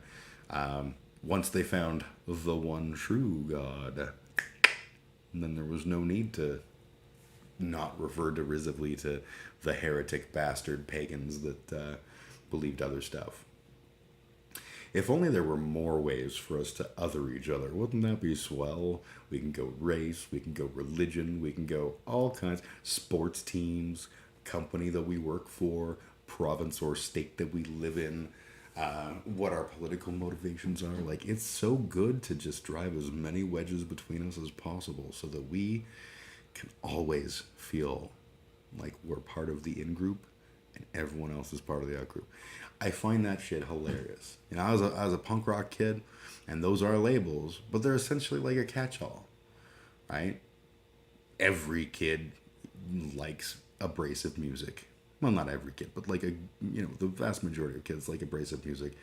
And punk rock and metal were both, punk rock more so, but both were theoretically groups of people that just didn't give a fuck about what you looked like or how you acted. Metal, there's definitely pockets of like National Socialist black metal and stuff, just as there is with punk. Like there's the RAC punk, Rock Against Communism, which is the fucking white nationalist punk rocker shitbags, but they can suck a dick because they are garbage and they deserve to burn forever in hell. Laughing my ass off. A little bit of trivia about the raised pinkies. It's a habit from ye old days to keep one's salt, pepper, spice, and herb applicator, the pinky, out of food, and to get greasy. Those who wanted to emulate the wealthy who could afford these condiments without recognizing why they did it. That's fucking awesome. So what you're saying to me is rich people would put their salt and stuff on with their pinky, which, okay, that makes sense.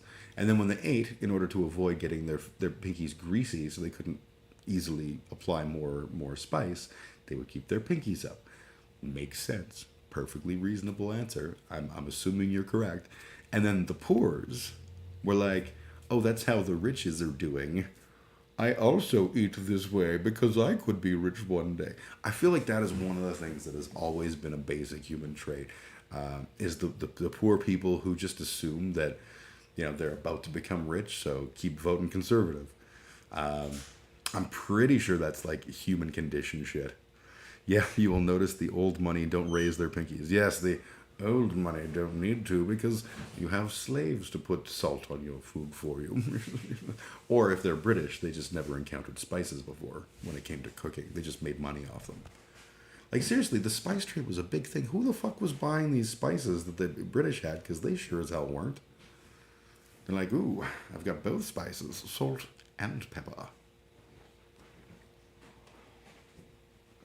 Nasty shit. I'll never understand that stuff. So yeah,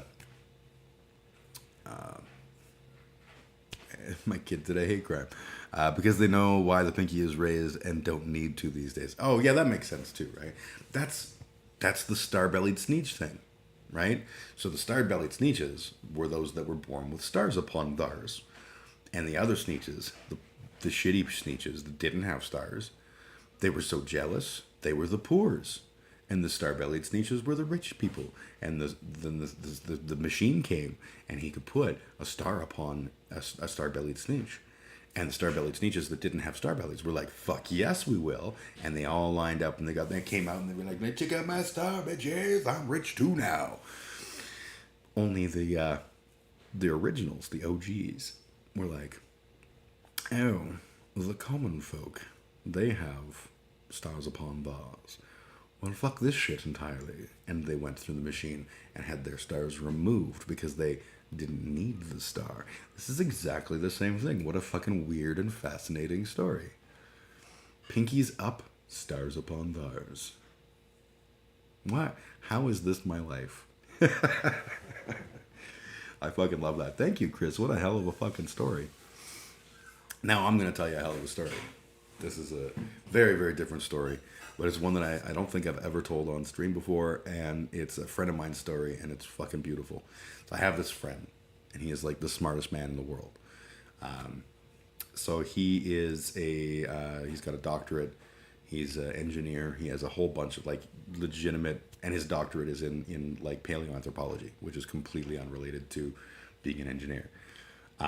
Fascinating human, also plays drums with me in bands and has for like 2 decades. He's one of my favorite people in the whole wide world. In fact, the show we just did last weekend was for his birthday. Just a hell of a guy. So he has this town that he has a property in. And he bought this property. So I'll go back a little ways.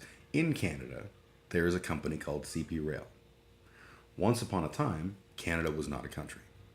Canada wanted to become a confederacy of the British and become eventually a country. And one of the deals behind confederacy was that British Columbia, which is our California basically, were not interested in joining unless a railroad came all the way to British Columbia, because they recognized the need for a railroad, and that was a big important thing for them. Pause one sec. That's why they stopped raising their finger, because everyone else were doing it, and they stopped doing it because better ways to apply it came along. Well, I like my story better. I way like my story better. So meh. But yes, that's probably true. Anyway, so one of the deals of Confederation was the establishing of a railroad that would connect east and west of Canada. So a serious undertaking, one of the largest construction projects in Canadian history. I say one of. Eventually, what ended up happening was the Canadian government kept failing at this, to the point that our first Prime Minister, Sir John A. Macdonald, was actually kicked out of office because he'd failed so badly with the railroad. And then this group of drunken Scots were like, they can fucking make a railroad, don't even worry about it. And they did. I don't even know what that was. Not Scottish. Begosh and fucking Gora. So they built this company called Canadian Pacific Railway, and they were able to build the railway all the way across the country, thus saving Confederacy. And hooray, thank God we did a good colonialism and we nailed it. So anyways, CP Rail, still a company, and they were given a whole bunch of stuff as part of the deal for them building the railroad. So, for example, they had all of the oil and gas rights, all of the mineral rights, a bunch of hotels were built along the railway line that they owned, and CP Rail eventually sort of spun these off into different companies. So Pan Canadian was the company that owned all of the oil and gas rights. Fortis, I think, was the name of the mineral rights company. Fairmont, as in the Fairmont Hot Springs and things like that, that was the company that ran the hotels. And then CP Rail was the railway, and all of the things like the green space that they had around the property that they owned was all owned by CP Rail. Well, a little while ago, CP Rail was like, we want to get rid of all this. It's worthless. It's a pain in the ass. We constantly have to like mow it and shit. What's the point? Who cares? So they put a thing on the radio one day, and they were like, yeah, we're wanting to sell these weird little chunks of land that we have. And my buddy Dongo calls him up, and he's like, hey, what's up? How much are we looking at? Yeah, they're still around today. Yep, they absolutely are. And they're no longer owned by CP Rail. There was a big divestiture. I worked for Pan Canadian when they did the CP Rail divestiture, where CP Rail officially made themselves no longer the owner of Fording and Fairmont and Pan Canadian. So a little piece of Canadian history. Then that company, Pan Canadian, would go on to merge with the Alberta Energy Company to create Encana, and then Encana would split in two to create Encana and Cenovus, and then Encana moved to the States and changed their name, but Cenovus is still here, and they're all descended from Confederacy. So like, just stupid shit, I know. I worked for several of those companies at varying points.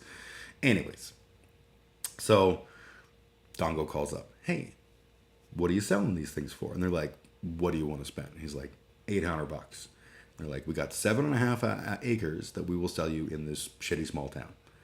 And he's like, for $800? Well, fuck yeah. And he buys it, and then he goes and spends another $1,000 or whatever to rezone it for industrial space, because he's a car collector, and he's like, well, this would be great.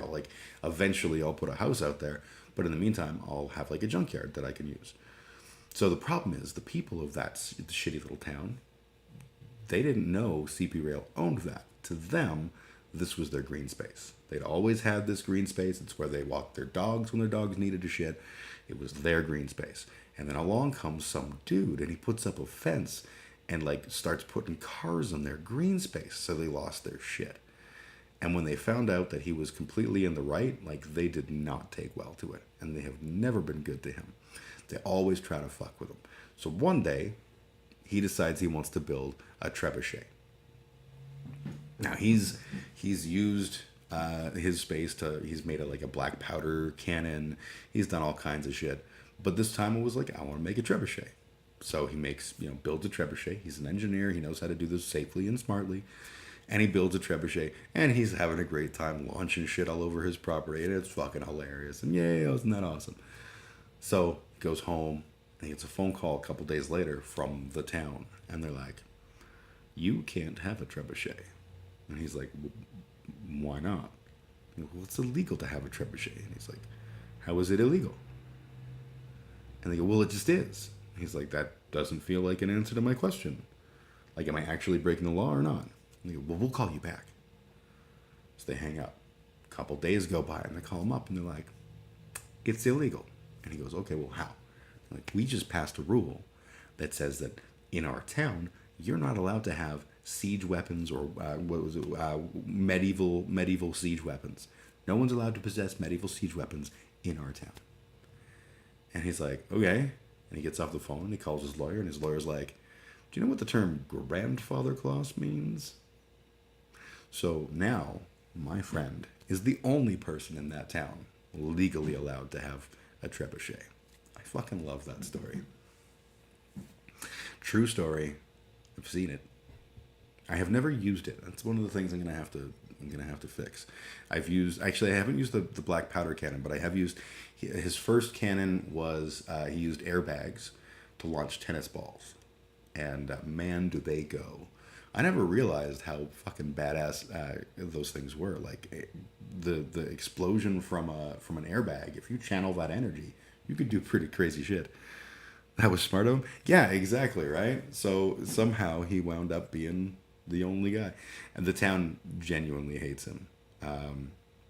There was a guy there, the mayor, and the mayor was just getting under his skin. And I guess my buddy was like, "Hey, I'm kind of done with this fucking mayor guy. When are the next elections?" And no one would answer him. So he called up Elections Canada, and he's like, "Hey, when's the next election?" And they're like, "What elections? The fuck is a town of that name?" I'm trying really hard not to say the name of the town. What the fuck is that? And he's like, well, it's a town, and there's a mayor. And they're like, there's a what? There's no mayor. So this was just a colloquial reference that he had come up with and that no one ever challenged him on. But it turns out that's really illegal. You can't call yourself a mayor without being an elected mayor. And so Elections Canada came down on the town and was like, you're having fucking elections. Here's a bunch of money with which you will have elections. And they did, and I think the mayor got reelected. Like, it was a non-thing, but it established that now this was like an actual thing. And I think he ran for the mayoral office at the time and didn't win because he didn't even vote for himself. He didn't want to win. It was just like, okay, well, I don't want him to run unopposed, so here we are. Got to grab coffee and brekkie? Hey, absolutely. I got cold coffee right here. And my breakfast is coffee and cigarettes, and it's also my lunch. This reminds me of how a PR stunt, the major of my boring small town banned riot weapons, of my boring small town banned riot weapons his former party was using on protesters in big cities. Oh, shit. I take it you're an American. I find it fascinating when we ban firearms. I am, for the record, pro-gun.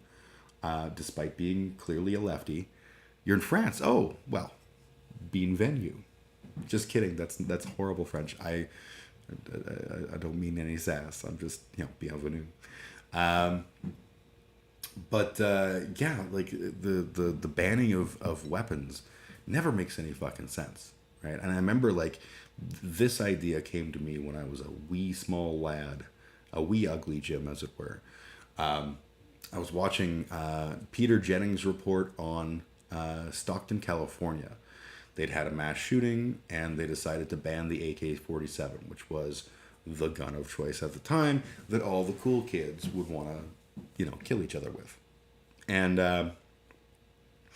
they did this whole thing where they talked about the validity of whether or not, an AK-47 was intrinsically a weapon of mass destruction, or if it was in fact just a gun that could be used for any number of things. And one of the things they did is they went out to this shooting range and they set up watermelons. And they take an I always want to say AK-747 because a buddy of mine has a band from Vancouver called the AK-747s, and they're fucking rad. Like weird post-punk kind of stuff.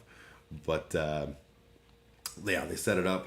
You go with an AK-47 and like bang, hole in the watermelon. And if the watermelon was your head, you'd be like, that's fucked up. I don't want to be that guy. Then they set up another watermelon, and they take a Browning deer rifle, and they line it up, and they bang, and that fucker just explodes, right? Just a rifle, not like a shotgun, just fucking detonates like there's nothing. And I'm like, holy shit. And then they talk to a guy, like a coroner, and he's like, yeah, like, these things are freely available. No one ever uses them in these kinds of attacks. But when somebody shoots somebody with like a Browning deer rifle, if they get him in the head, for example, like there's just no head. The head is, gone. And I was like, that's fucking wild. And then I thought about it, and I was like, that is so strange that they would ban the obvious thing. Like the AR-15 is a good example where, and I know there's different reasons to look at the AR-15, and it's because of like the actual weapon is quite effective at killing stuff. I don't know any of the particulars, but I've heard like Beau of the Fifth Column do conversations about it and stuff. But the biggest reason that it's the big gun that everyone uses is because it's A, it's mass produced, and B, it looks badass, right? It's why everyone has a Desert Eagle now. So I'm not for, like, I'm not when I say I'm a pro gun guy, I mean, like, I'm all for people, if you want to be responsible and own a gun, that's cool. If you aren't going to be responsible with it, you fucking shouldn't. And red flag laws, 100% cool. Muria. Am I saying your name, by the way, Muria? Fun fact, I almost always understand American English better than Quebecois, even in the same, if it's the same. Yeah, Quebecois, I don't know how you speaking the English is very nice, I think, for you, eh, huh? Like, it's a whole fake language. I don't even think they're speaking, like, we learned Quebecois French when I was in, like, elementary school, and I was terrible at it. I just assumed I couldn't learn languages. The issue actually was that I transferred schools, and the school that I transferred to, they had been doing French all along. So I'd never done French before because you were supposed to get it in grade 5 of the school that I was previously going to, and these kids have been going from grade 1. So while I'm like looking like bienvenue, je m'appelle Jim, they're all like, and I like fucking lost, right? And for anyone watching that doesn't speak French, that was not French. That was just me making French sounds. But yeah, the Quebecois French and Parisian French are like, they are the difference between like the Queen's English and the Georgian English. And by Georgian, I don't mean from the country Georgia. I mean from Georgia. New Zealand and Australia have many weapons as tools. Automatic weapons equals why would we need to shoot a possum with it with 15 rounds? And the pistol, really, for what? A hammer? You can't hit a goat with that, or with one, unless it's tied down and you're closer than 20 feet. See, and I do agree with that. Like, for me, I personally, if I was to own a gun, which I do not, but if I was to own a gun, I would want to own a pistol. And I would not want to own a pistol for purposes of self-defense. I would want to own a pistol because I think shooting pistols is a pile of fun. I would do so in a safe and regulated environment. Whether that was, if I ever owned my own property and built myself a shooting range, or shooting in a gun club or whatever. So I would have no problem being told like I have to leave my gun at the gun club or something. I don't need a gun to protect my home because at least in Canada that's a fucking bad idea. Just not good. I have zero interest in shooting a guy. I just enjoy the process of target shooting. I'm not good at it, but I'd like to be. If I had the luxury of time and money, I would consider that a hobby that I would totally enjoy and would have no problem having a handgun that was kept in a safe at a gun club, for example, that I couldn't take home and shoot the neighbor with. Totally cool with that. When it comes to guns for like things like rifles and automatic weapons and stuff, I've heard plenty of times people give justifications even for like AR-15s as a hunting weapon, and they seem like, oh, come on. And then you realize that, like, well, maybe if somebody's hunting the right thing in the right place, who the fuck knows? Like, I'm by no means an expert. I'm not going to say they're right or wrong, but I think there is a whole question of time and place. If you're living in a city and you're buying a gun, Why? Then there are the collectors. Yeah, we have a lot of those too. Yeah, absolutely. Collectors, like, I would totally... I wouldn't probably have a gun collection because I don't really have a need for that, but that is something that could one day happen. I could, you know, the more I was doing the shooting part, the more I'm like, hey, you know what? I want to have like this gun. I want to try that gun. I want to have this kind of gun. And again, like, I have no problem with the idea of people owning guns if they're doing so responsibly, if they're keeping them locked up and they're keeping them, you know, safe from, you know, children. Like, I have children who live with me. They're not young, but they're also, you know, they're living with me, and I wouldn't feel comfortable having guns in my house. So it's never even been a thing that I considered, because, you know, the last thing I need when my kids, you know, 16 years old, they're not there anymore, but, you know, when they were 16 years old and they're, you know, up against it with, you know, some bully at school or whatever, and they take my gun, I'm like, no, don't need that in my fucking world. Don't need my kids to experience that. Aussie and New Zealand shooters compete quite competently in international competitions. Yeah, actually the guy that I was referring to earlier, in the story of the trebuchet, I don't know if he competed in triathlon or biathlon or not, the skiing and shooting one, but he was he was like the gun, what's the term for that again? I can't think of it, but like the guy who was the gun safety dude for one of the ranges, and ended up in the 1988 Olympics here in Calgary, which is where I live, Calgary, Alberta, Canada. He wound up being basically the one of the, like, I think it was the second in command or whatever of the guns that were used in the biathlon. So yeah, Australia and New Zealand, everyone, you know, like, there are competitions, there are people who, you know, love that shit, and cool, like, way to go, do your thing. I'm 100% on board. You want to own a gun and do shit like that? That's cool.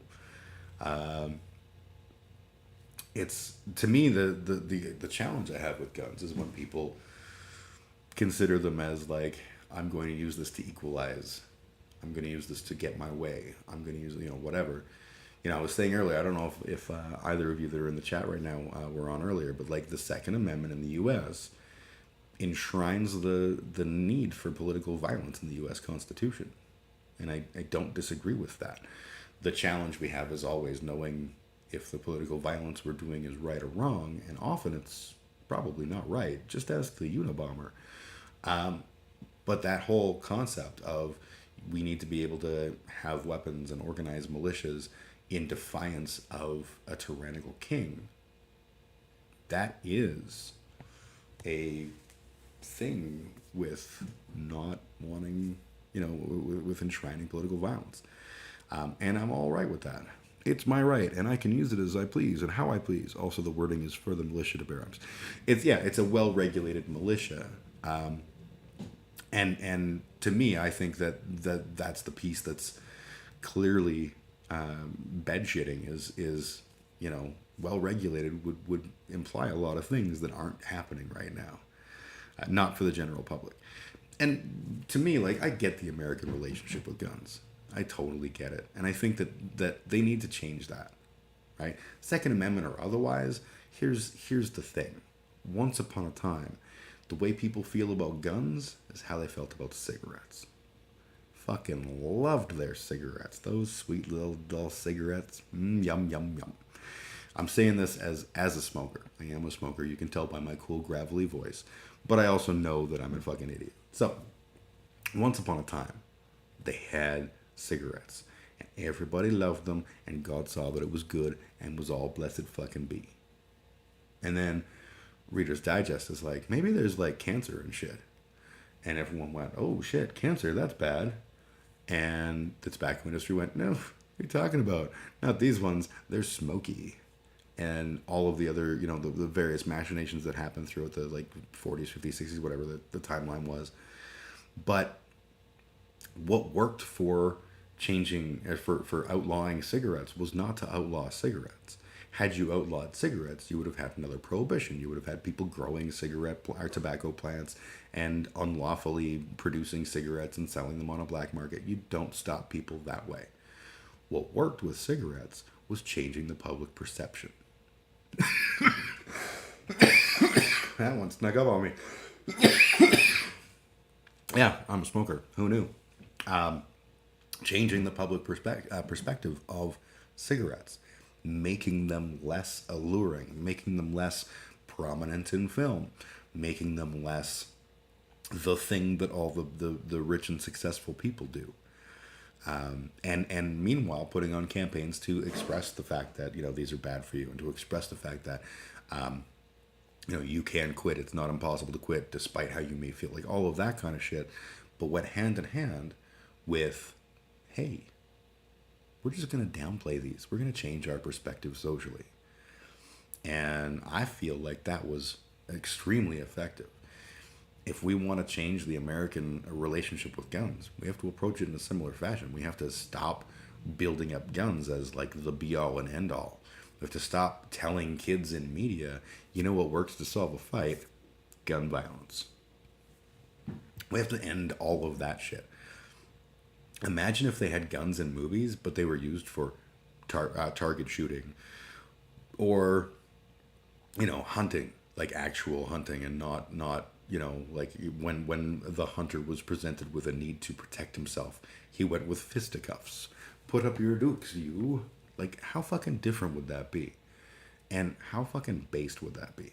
I think that's a way big thing. Ex-smoker, 300 grams a week. 300 grams a week? Do you guys measure? Oh, you're in Australia. Oh, right. For some reason, Chris, I always thought you were an American. Just, you're a lot of DJ's chat seems to be American. So I just the 300 grams a week. I was like, you guys don't use the metric system. Don't fool me. But yeah, turns out I'm wrong. The actual reason the government is now campaigning to cut back on tobacco, the medical costs and economical costs long term are outweighing the income they used to get. Oh, absolutely. And we have long seen, and I would say that there's still a lot of pushback towards actually stamping out smoking, because it is a cash cow and it is a cash crop. 6 ounces. I don't know what they are in grams or ounces. I actually I just buy pre-rolled cigarettes, and I smoke about a pack a day, give or take, which is awful and stupid, and I will quit because I've done it before. I quit for 8 years. And then dumb fuck me, it was after my marriage fell apart, and I was in a very dark place, and I went on a date, and it was not a good date. It did not leave me feeling well. And I was walking home kind of miserable. I walked by a friend of mine's house without even realizing I was doing it, and she was outside taking out garbage. She's like, "What are you doing?" And I was like, "Blah blah blah." And she's like, "Well, come on in. Let's drink martinis drink margaritas and get stupid." And I was like, "Yeah, that sounds like we're gonna salvage this night." And we did, and it was a fun fucking night. And midway through the night, I was like, one cigarette wouldn't hurt. Oh, one cigarette hurt. It's been like a decade since then. So yeah, that was fucking stupid. You're 2 a day? I'm a 1 pack a day, and thank fuck, because I was buying 2 packs a day for the longest time because my children were smoking my cigarettes, and that did not sit well with me, but better that they were getting them from me than going out and doing stupid shit to get them. So it was a decision, but now they're not, because they're adults and they work. And so the one quit smoking because he's not currently working, and he just was like, well, I guess, because I gave them a day, and I was like, this is the day I'm done paying you for your sins on that day, because I was also buying them weed. And so they hit that day, and the elder of the two was like, done smoking, and the younger of the two was like, I have a job. To this day, my most enjoyable dreams, I remember sitting in the sun and puffing with a beer. And I don't have that association. Apparently, like, tobacco affects the nostalgia centers in your brain or something. I don't know if that's valid or not, but I read a thing once that's one of the reasons that makes it hard to quit, and makes it so that we associate and we can remember all of the positive associations with tobacco. Again, I don't know if that's valid science or if it's just somebody wrote that. But I've never really had, like, I've had dreams where I smoke, obviously, but like when I quit smoking, I didn't have a whole lot of nostalgia for it. At this point, I smoke because I'm bored. So when COVID started, the whole COVID thing, and we all went into lockdown, they finally opened up so you could go see your doctor again. And I went and saw my doctor for like a general checkup, and I had slightly elevated cholesterol. And he was like, dude, it's, at this point, there's two things. We either treat this by you quitting smoking, which will have this number of cholesterol in your system, or we get you on some cholesterol pills. Now, the chances are you're going to be on cholesterol pills anyway at some point, but if we can put that off, it's a good thing. I was like, oh yeah, I don't need to fucking smoke. Tell you what, hook me up with them anti-smoking pills. You do you, buddy. And he did, and they worked. And I would wake up in the morning, and I wouldn't feel that craving for a cigarette. I was good, but I was fucking bored. And so I'd be sitting there going like, yeah, fuck it. I'm just going to go for a smoke. Something to pass the time. Just leave my home for 7 minutes. And I have to get past that shit. So it'll happen, but not today. Honestly, if I knew it wouldn't kill me within a year or two, I'd be smoking it, and I'd be like, oh, dude, that is ugh. It is so fucking gross. I get why people have that, like all of the nostalgic, the post-sex cigarette and all that kind of stuff. I totally get that, but it's fucking dog shit, dude.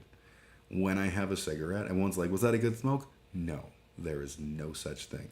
I'm literally doing a thing that I'm addicted to only because I'm too fucking bored not to. And when I have a cigarette, it never tastes good. It never feels good. It is never awesome. And I know I'm just damaging myself. Like, that is the reality. And if you think back to when you were a smoker, that's probably how you felt about it. The reason we quit isn't because it's all awesome. It's literally like,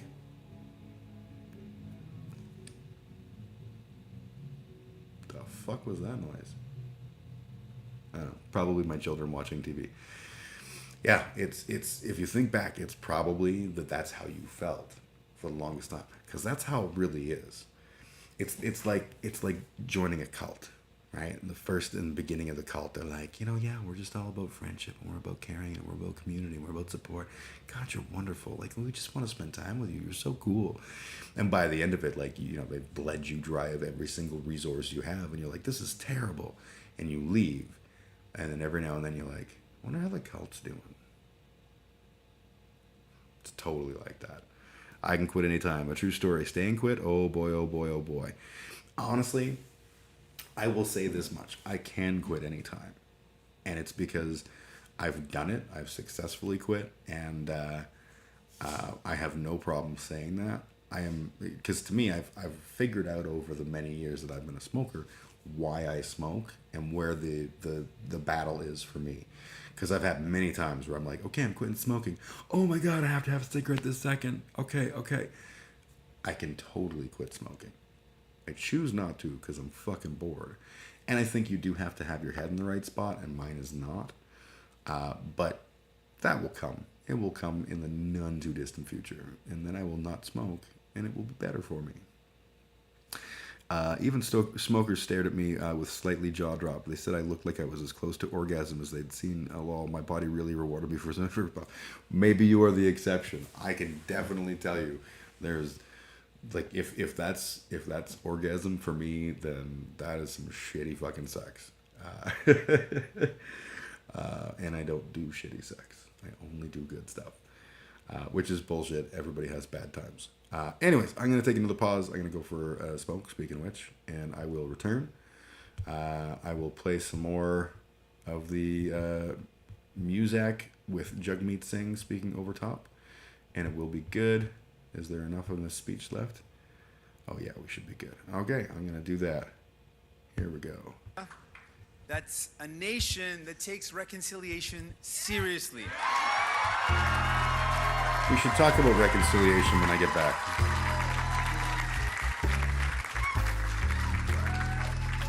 And you know this, with New Democrats, for us, reconciliation is more than just a word. It requires real action. Real action. So here's what New Democrats are going to seek to do when we work with other parties to achieve. These are our commitments. These are the things that we want to continue to fight for. If you need medication in our country, we want to make sure you use your health card not your credit card.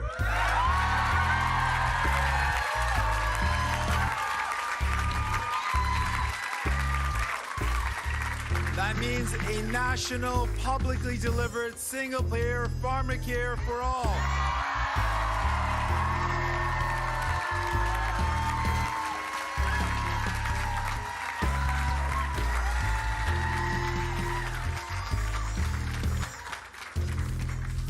We want to help Canadians be able to get a home that they can afford.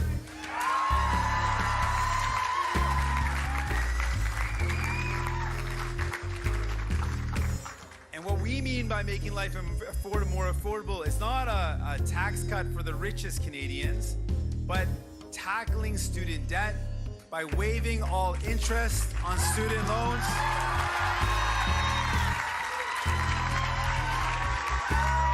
That's right. That means taking on the big telecom companies and putting a cap on cell phone bills.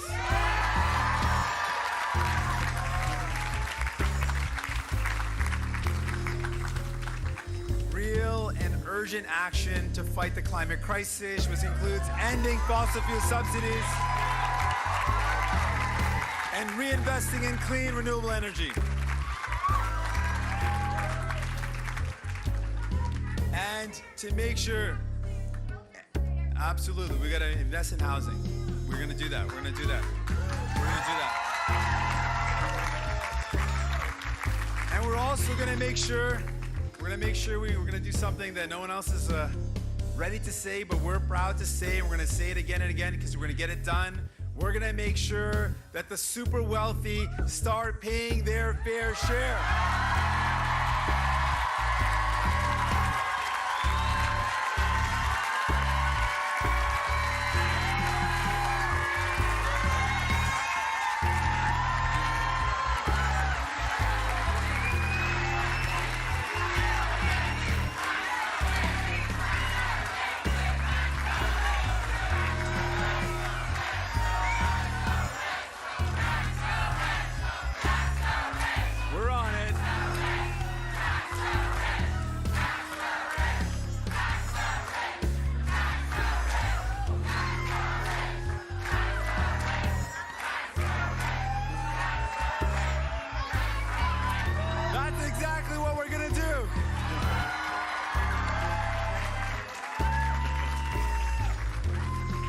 Friends, that's exactly what we're gonna do.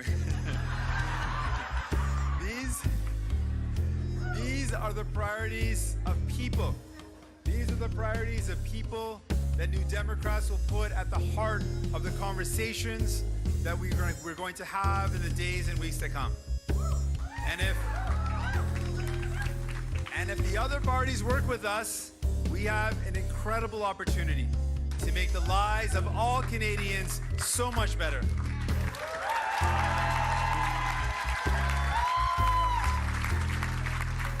And we even have an opportunity to even change the way we do politics in this country.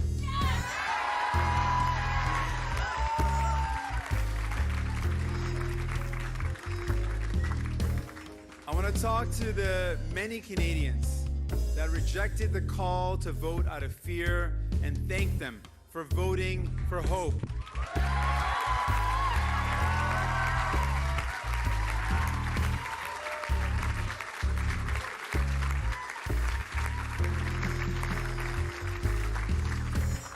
And if any election showed the importance of this issue, this election showed it. With electoral reform, we can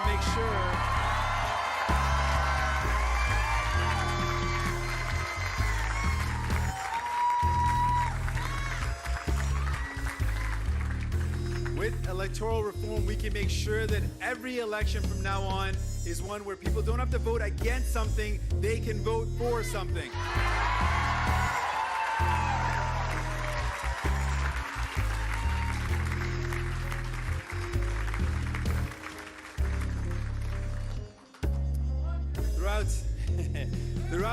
Throughout this campaign, I've met with a lot of young people that came up to me and and told me how much this campaign meant to them, how much it made them feel like they belong. Kids came up to me and told me that now, seeing this campaign, they feel like they can do anything. And that's been an inspiration. I am back. Stop the music and stop Jagmeet Singh. So there's no stopping Jagmeet Singh. I think it's an interesting scenario with Jagmeet Singh because he's like, I would argue he's probably the most effective person in Canada right now in terms of making things happen. Because the Liberal Party doesn't have the votes to win. They have a minority government, if I'm not mistaken. And so they work with the NDP party. And the NDP party has made a lot of really important things happen that Justin Trudeau is more than happy to take credit for.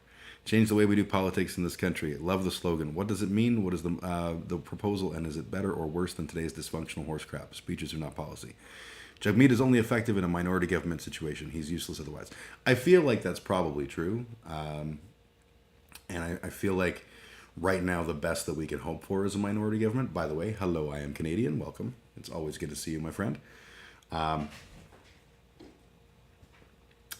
Yes, I absolutely agree that speeches are one thing, and like Justin Trudeau made a big deal about electoral reform.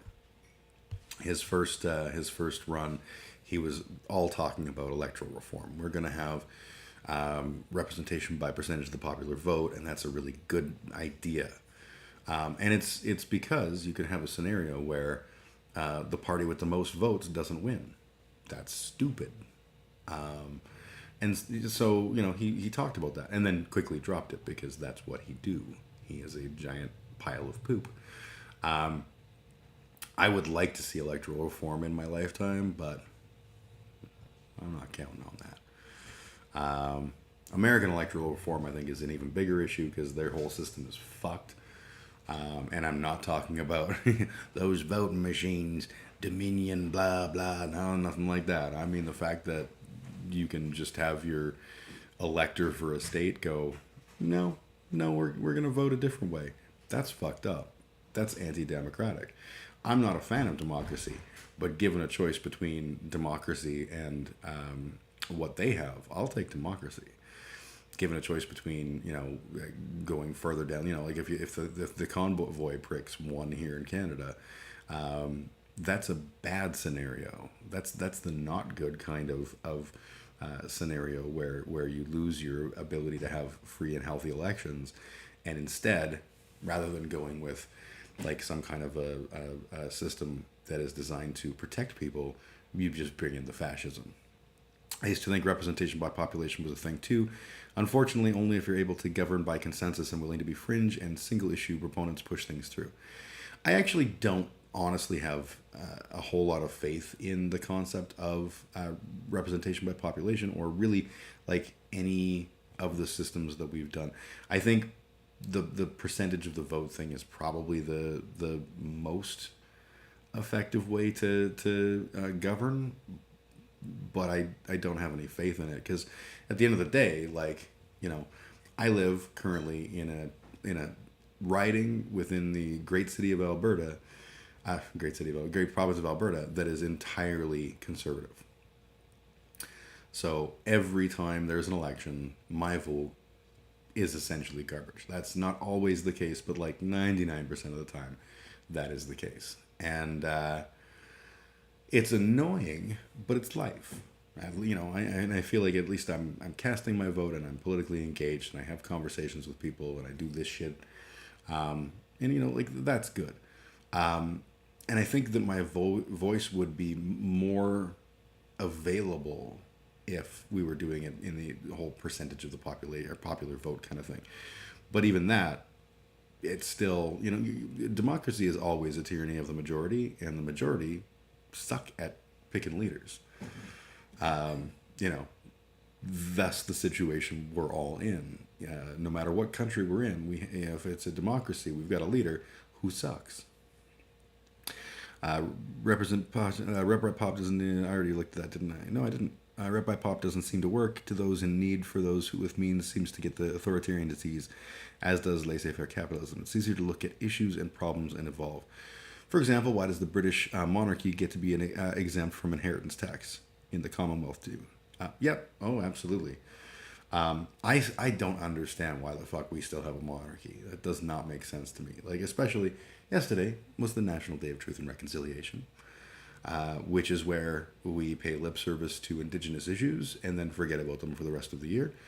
But we wear orange shirts while we do it. So that's the reality of things. The reality of Truth and Reconciliation is it should be a much bigger thing. And an example of something that needs to happen is the apology from the royal family to the Indigenous people.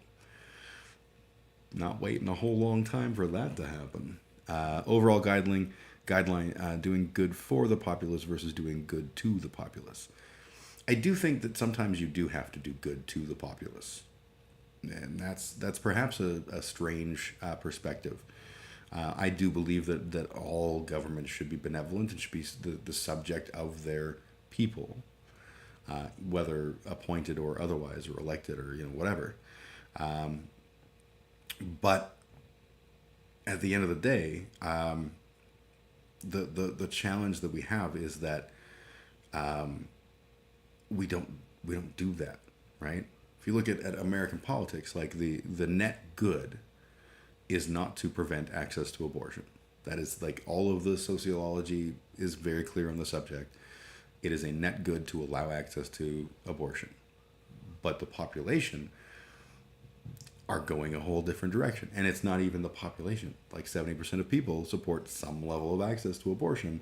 And Mitch McConnell, who's the troll that's, I don't know, one of them creepy looking bastards, is like, we need to get rid of abortion entirely. We need a nationwide ban on it. Like, that kind of shit. That's not representation at all, right? In this case, it's tyranny of the Christian minority. Why do I have the hiccups suddenly? Why can a corporation pay $0 or negative taxes on so-called investments to recoup return of capital, and real people must pay more? That's because the system is designed by the wealthy. That's the answer. No doubt what I was trying to say there, be aware of it and acknowledge it.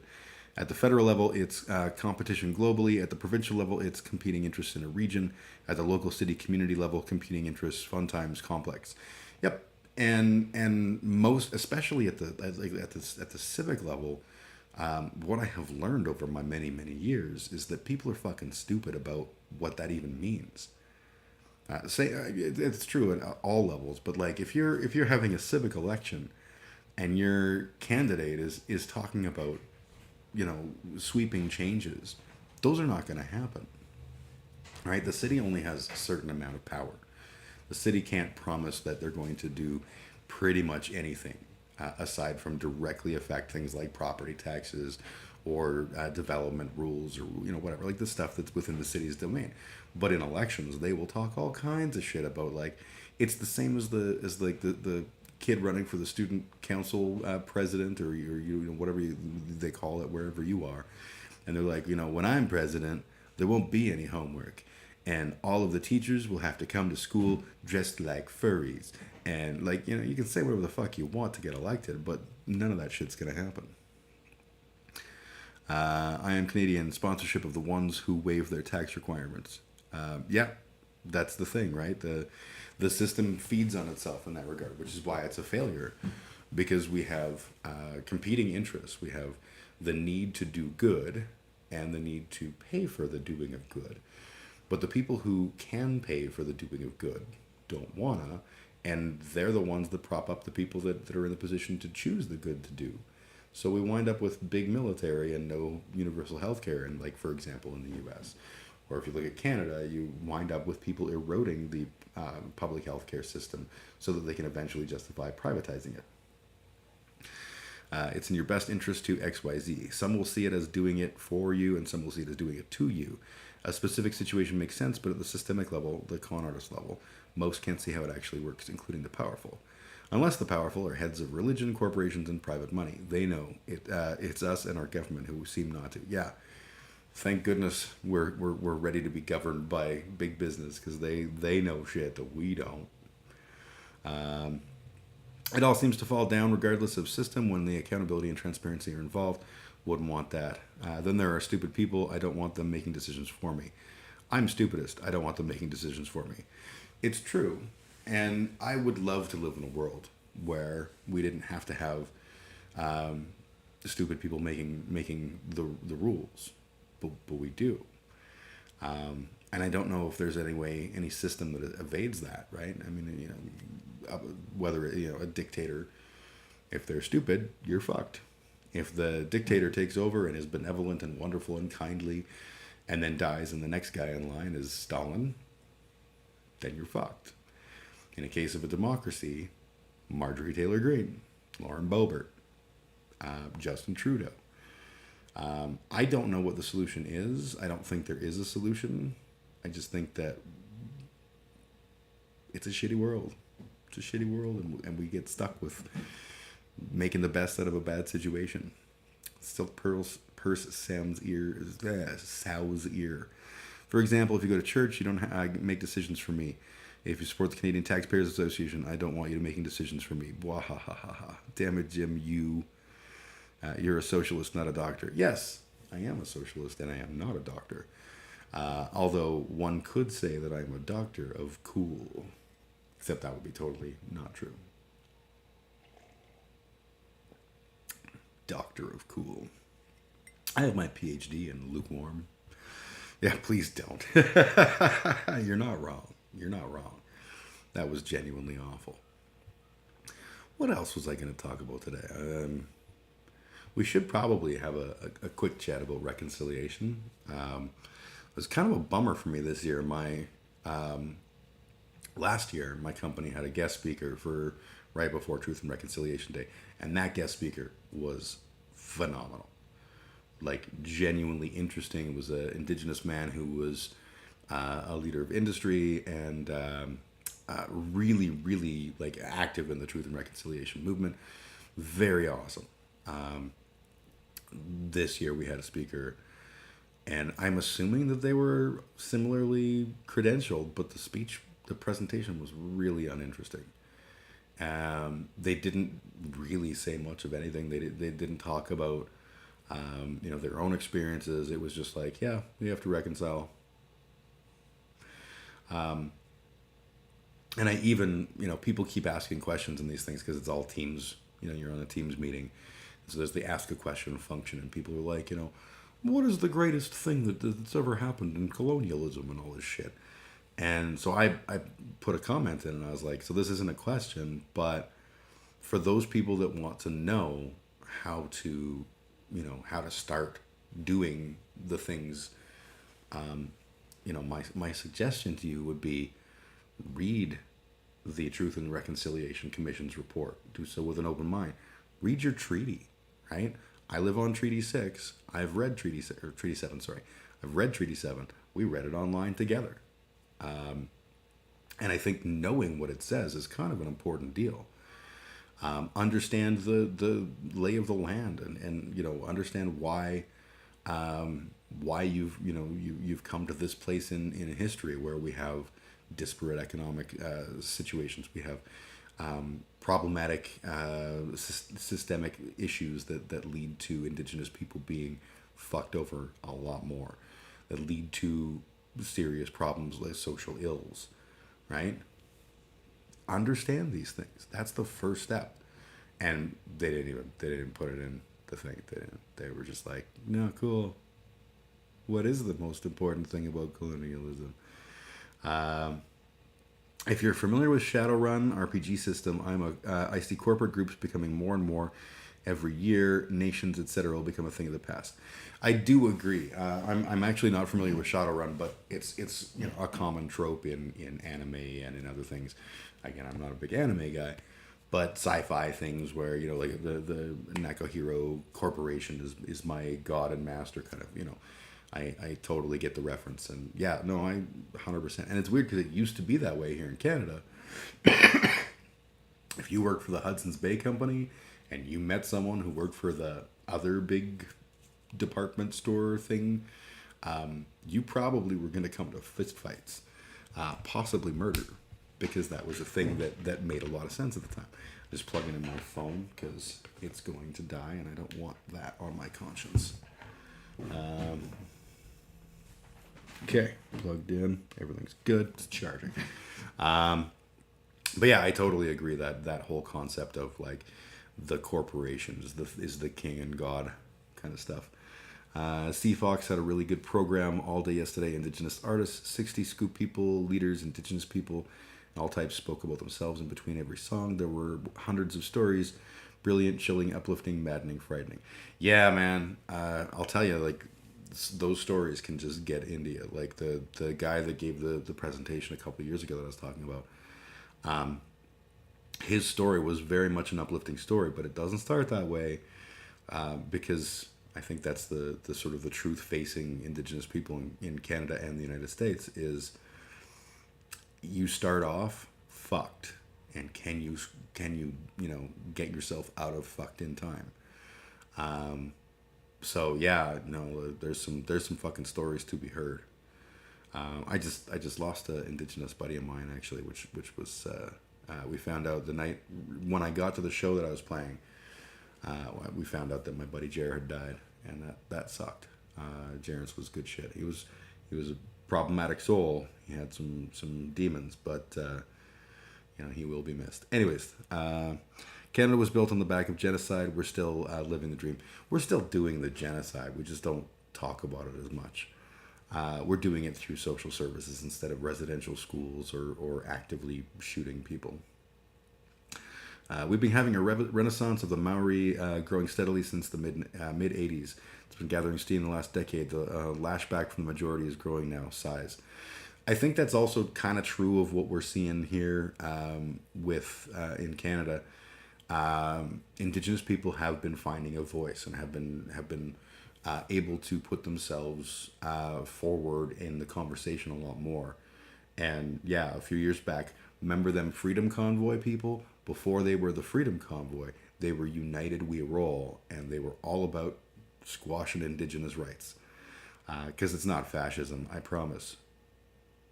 Fucking fascists. Attempted genocide. I suppose one could argue some Indigenous people are still alive. The thing is that it's obviously this is the semantic thing of do we call it a genocide or not? To me, it's a genocide because it's not necessarily intended to ultimately wipe them off the face of the earth. It's intended to dehumanize and destabilize and deprioritize them to the point of no return. Corporate states know no national boundaries, neither do the church. Yeah, that is very true. Corporates, yeah, I always think of like Johnny Mnemonic and the corporation hiring the Yakuza to be do their bidding and shit. Like, that it's not that far-fetched. It's far-fetched from where I sit, but corporations do some shady shit the world over. They just don't do it at home where they can get caught, or the shady shit they do is different. We have quite a number of Maori educators and social innovators up in Canada now working with the nations. Oh, that's excellent.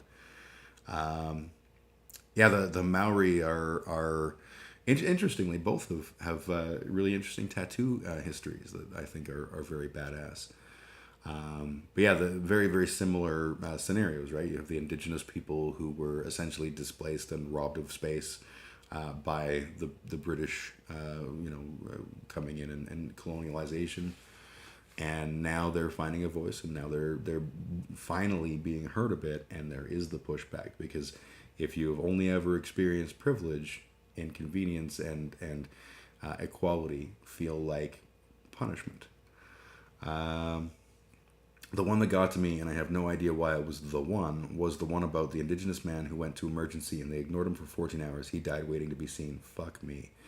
Yeah, man, and I wish that was like a really uncommon story. For me, it's the casualness with which our law enforcement, like the RCMP, will do like the midnight rides and shit, where they will take someone, drive them out to the middle of nowhere, on a freezing cold Canadian night, boot them out and be like, peace. You know, like that person's dead. That person is going to freeze to death. And they know that. And there is no comeuppance. Because no one ever fucking knows about it. There's a Key and Peele skit, substitute teacher that I use as a tool. Some of my discussions about how us Maori are just like the Westerners, etc. Chris, if you want to whisper me the link, I'll bring that up because I do enjoy me a good Key and Peele thing. I'm Canadian. When you take my children, don't tell me where they are or what you're doing, and a large percentage die and are buried in mass graves, and you find out from survivors they were sexually assaulted, psychologically assaulted, and abused to beat the Indian out of them. I'd say it's reasonable colonization tactics. After all, they're much better off.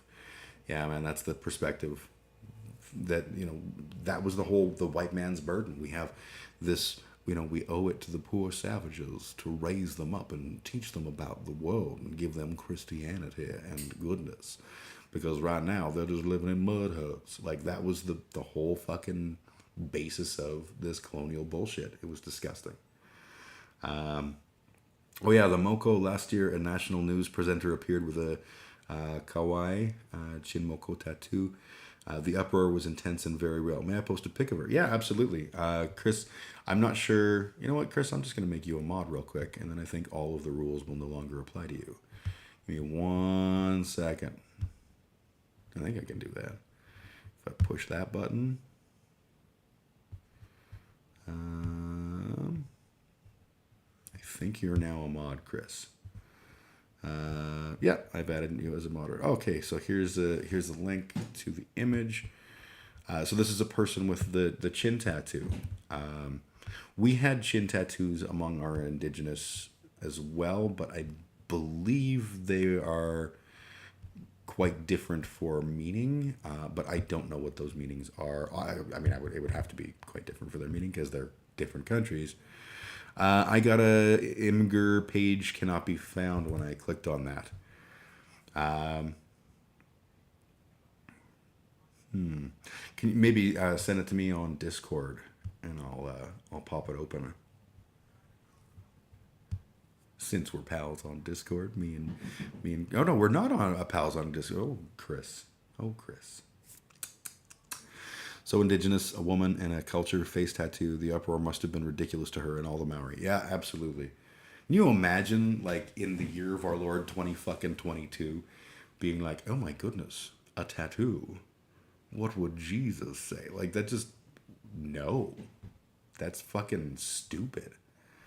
Let me see if I pop over to my Twitch thing, just in case I got, like, you know, whispered or something. I have not yet.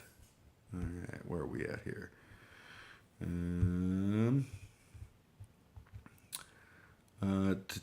God loves you, Jimbo. What would Jesus do? What wouldn't Jesus do? That motherfucker kills. Halloween is now Holy Ween. Haha, Jesus Ween bumpers. No, but the day after is All Saints Day, when we absolve ourselves of our heretical sins for having explored our pagan nature. I've received 100 messages from Restream chat. Yes, 100, the big 100. It's on Discord. Chris TS. Let me see. There we go. Oh, we are friends. I was wrong. Okay, I'm gonna. How do I do this? Do I have a Discord window that I can work? Let's see, because I want to bring this up on screen. Full screen Discord. No, that's not gonna work.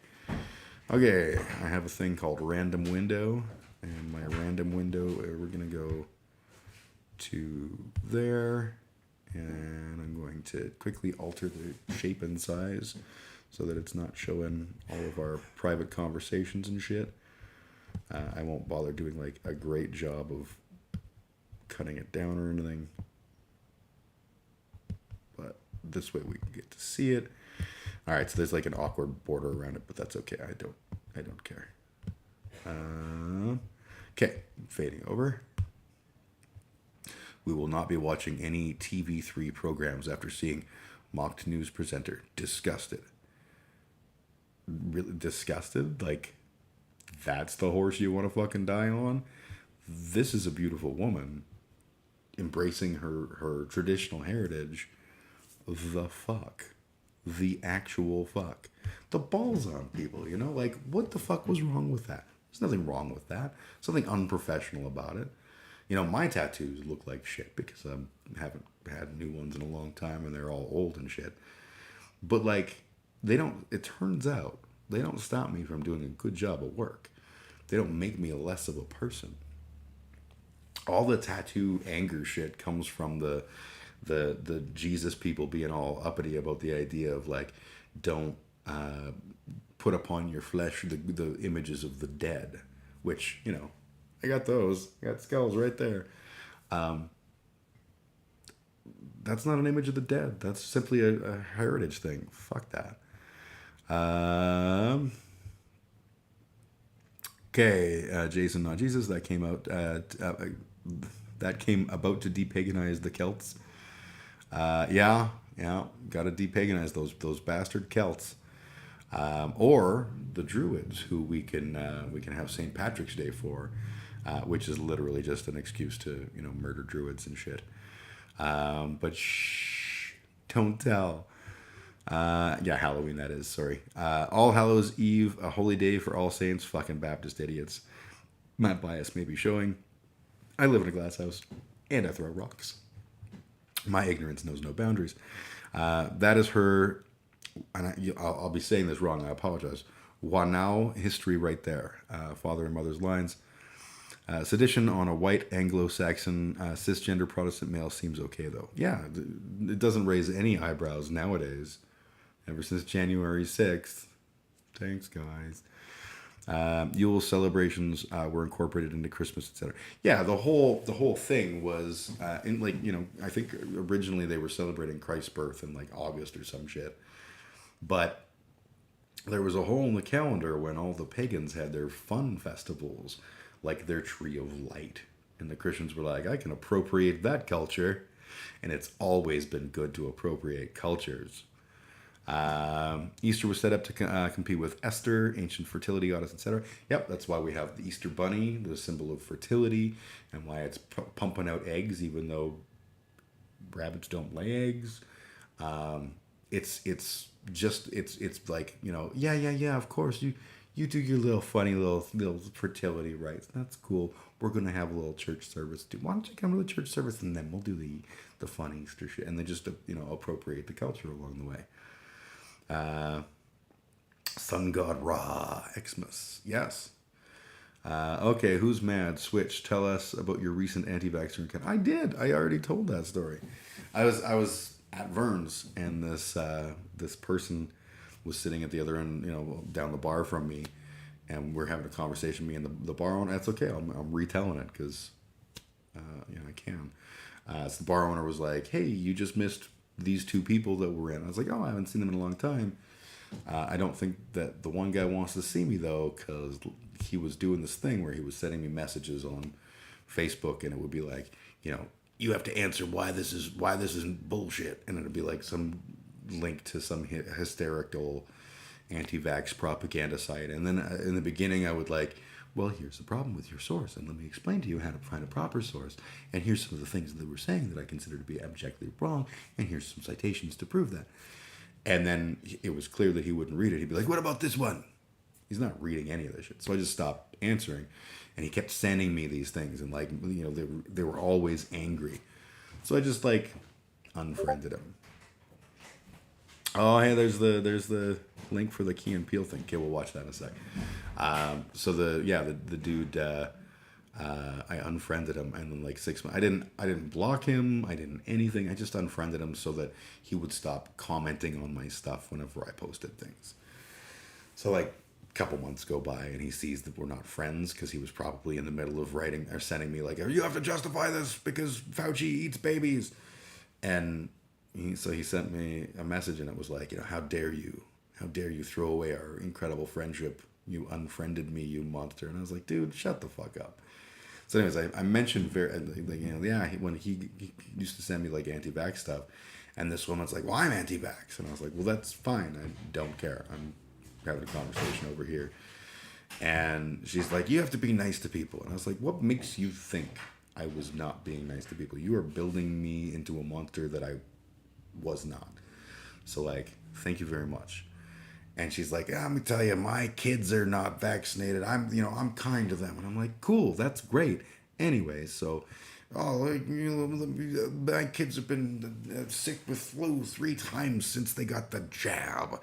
And I haven't been sick. And I'm like, that's great. That's awesome. You're not even listening. You're fucking right, I'm not. This is not a conversation we're having. I don't want to hear it from you. It's not that I'm impervious to your brilliant logic. I don't fucking care. You're yelling at me over some stupid shit that is like you're building up in your head. You've decided who I am simply based on the fact that I am not anti-vax. And you are anti-vax, and I'm not doing that to you. So shut the fuck up and leave me alone. And she did, and that was the end of that.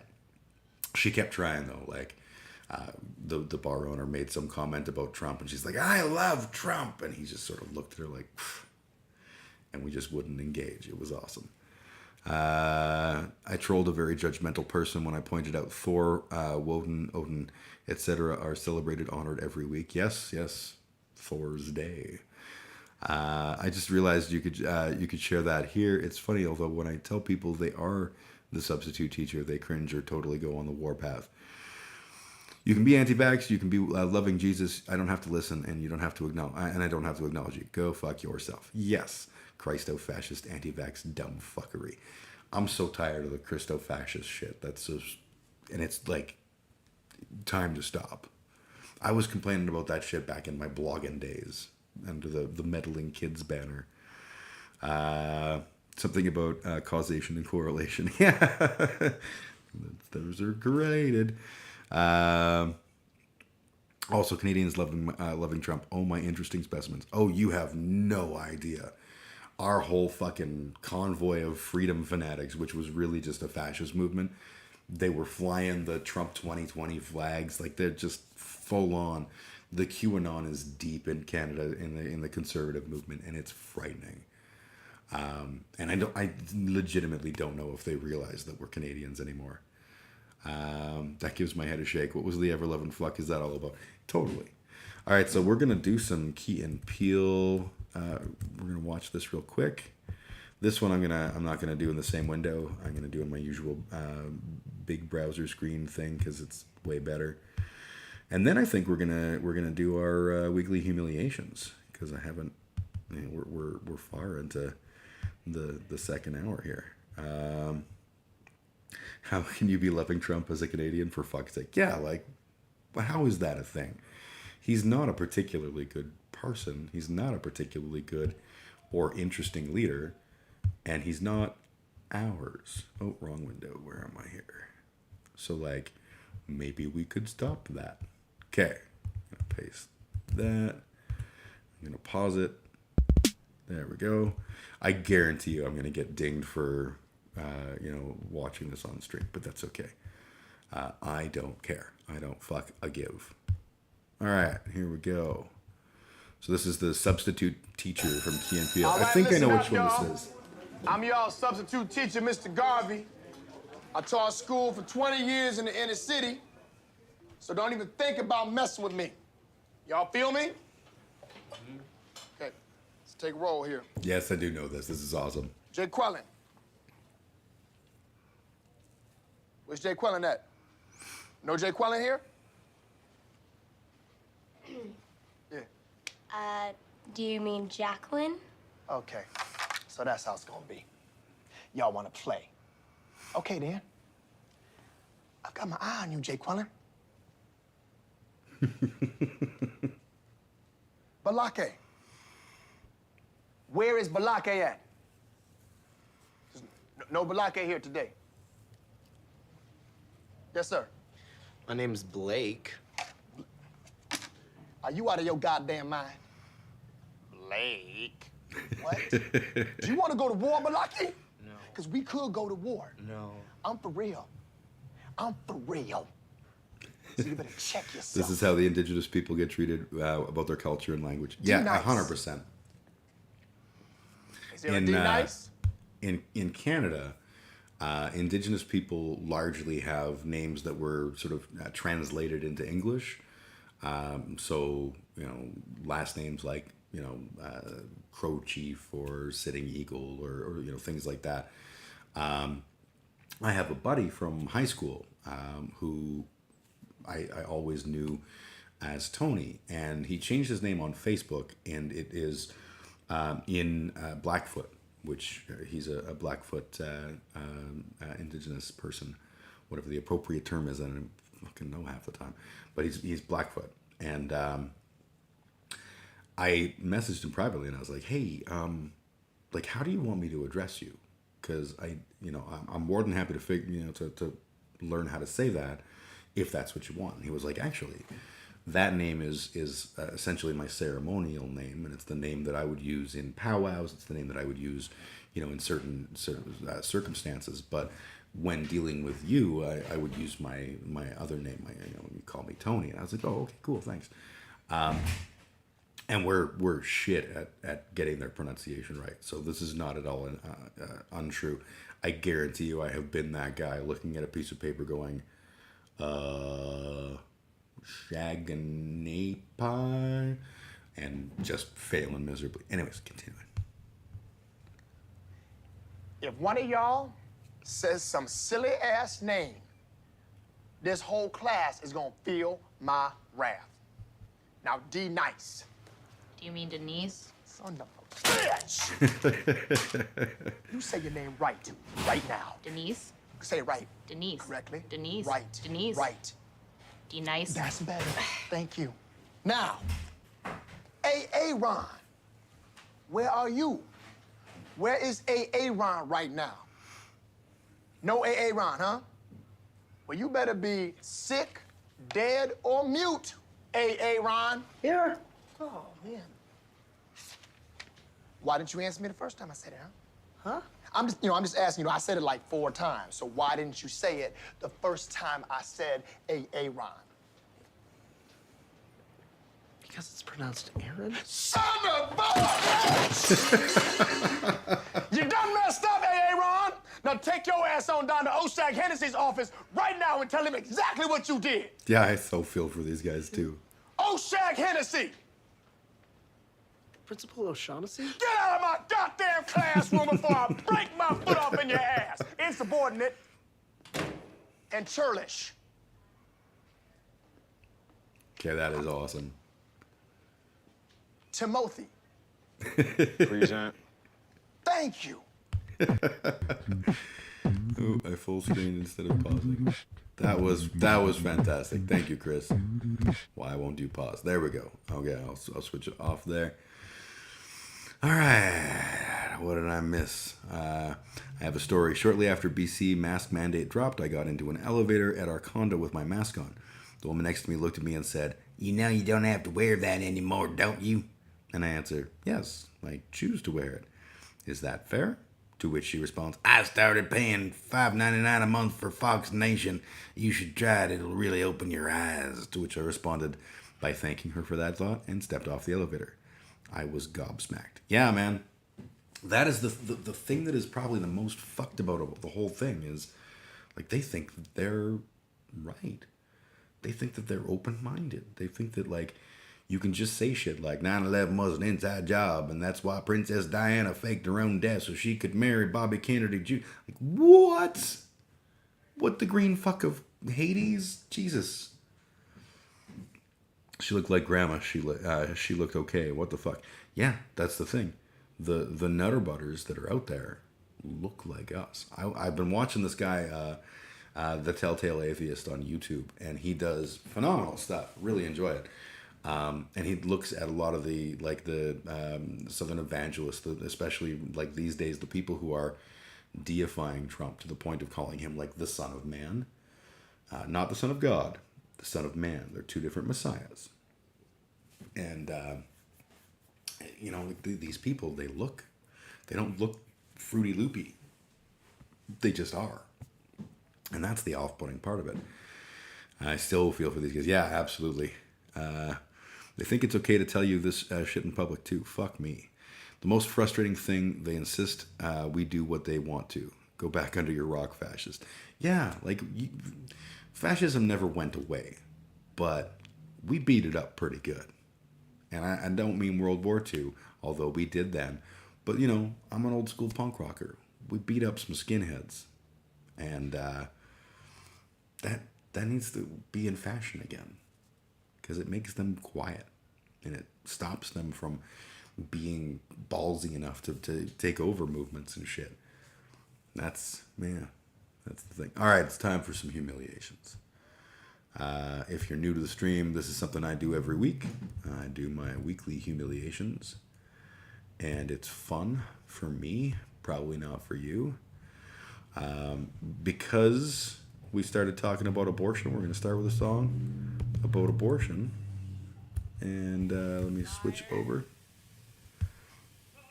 True fascism is actually totalitarian police rule. Yeah, ultimately.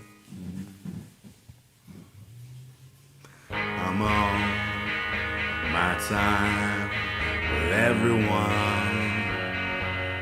Take care, I'm Canadian. I have very bad posture.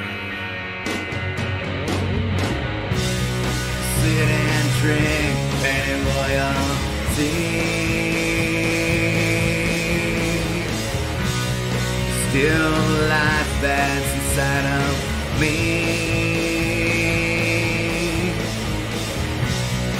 Sit and drink penny royalty. I'm anemic royalty. Give me a lantern going afterward, so I can sign eternally. I'm so tired I can't sleep. I'm a liar and a thief. Sit and drink penny royalty.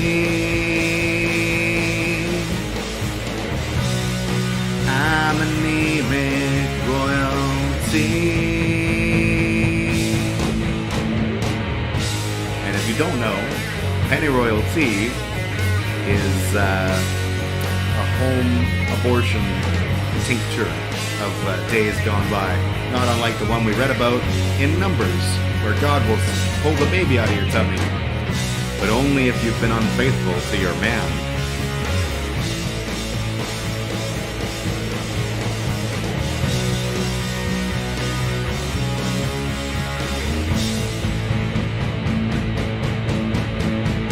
I'm on warm milk and laxatives, cherry flavored antacids. Sit and drink penny royalty. Still the life that's inside of me. Sit and drink penny royalty. I'm anemic royalty.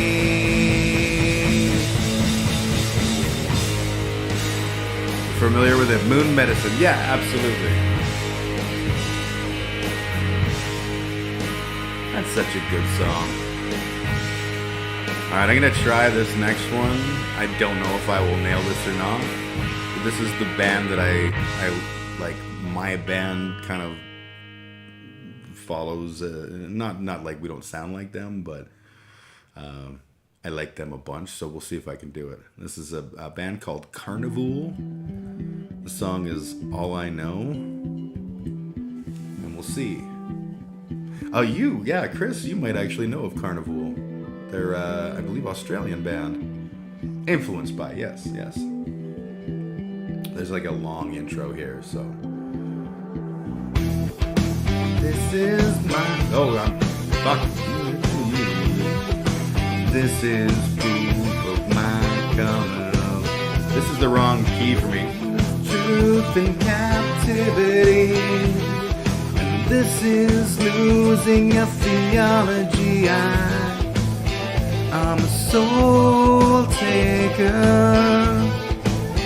I'm a cool-witted mind. This is my sense of reality. This is proof of my coming of age. I'm a soul taker.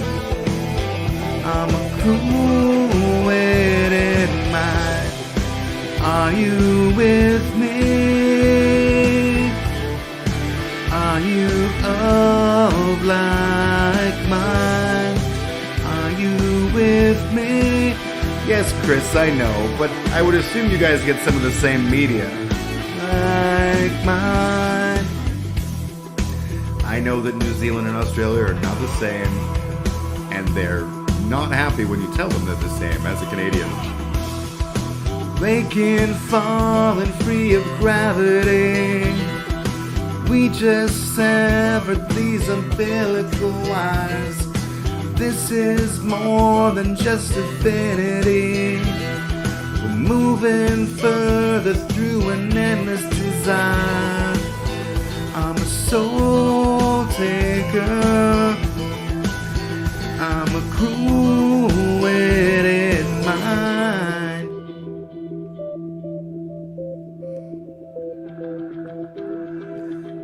Don't let go.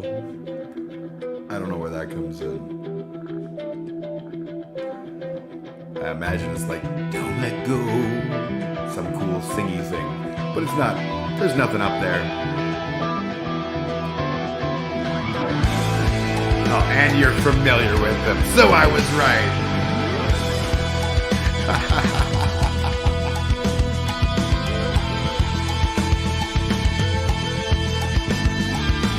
Listen to that bass line.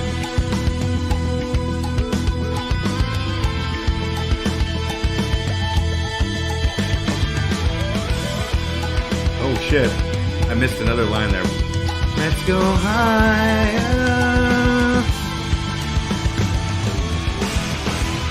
This is the sound of your reason to wake.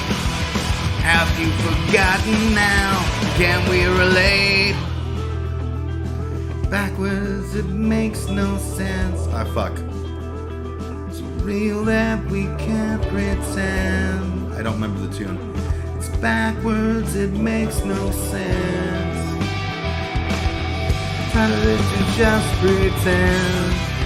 Say what's mine, say it again. Hey, this is the end of all I know. Say it once more, say it again. Hey, this is the end of all I know. Are you with me? Are you of like mine? Are you with me?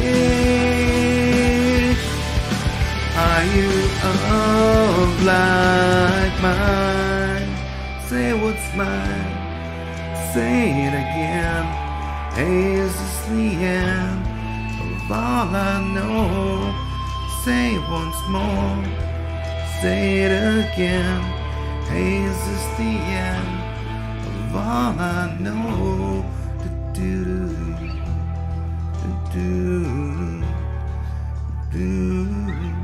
I don't fucking know the ending.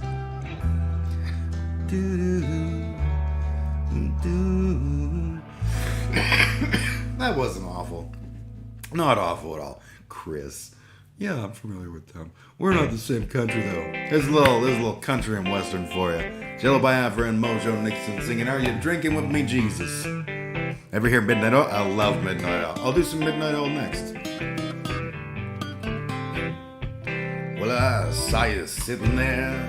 I was sitting there. Shit. I was trying not to stare. I wasn't sure if it was you. I didn't know just what to do. Well, are you drinking with me, Jesus? I can't see you very clear. Are you drinking with me, Jesus? Can you buy a friend a beer? It's too low.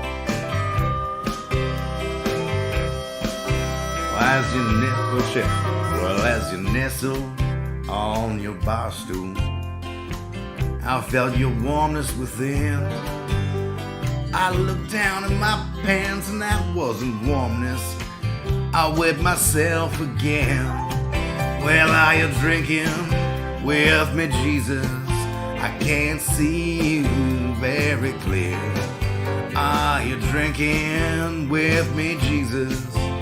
Won't you buy a friend a beer?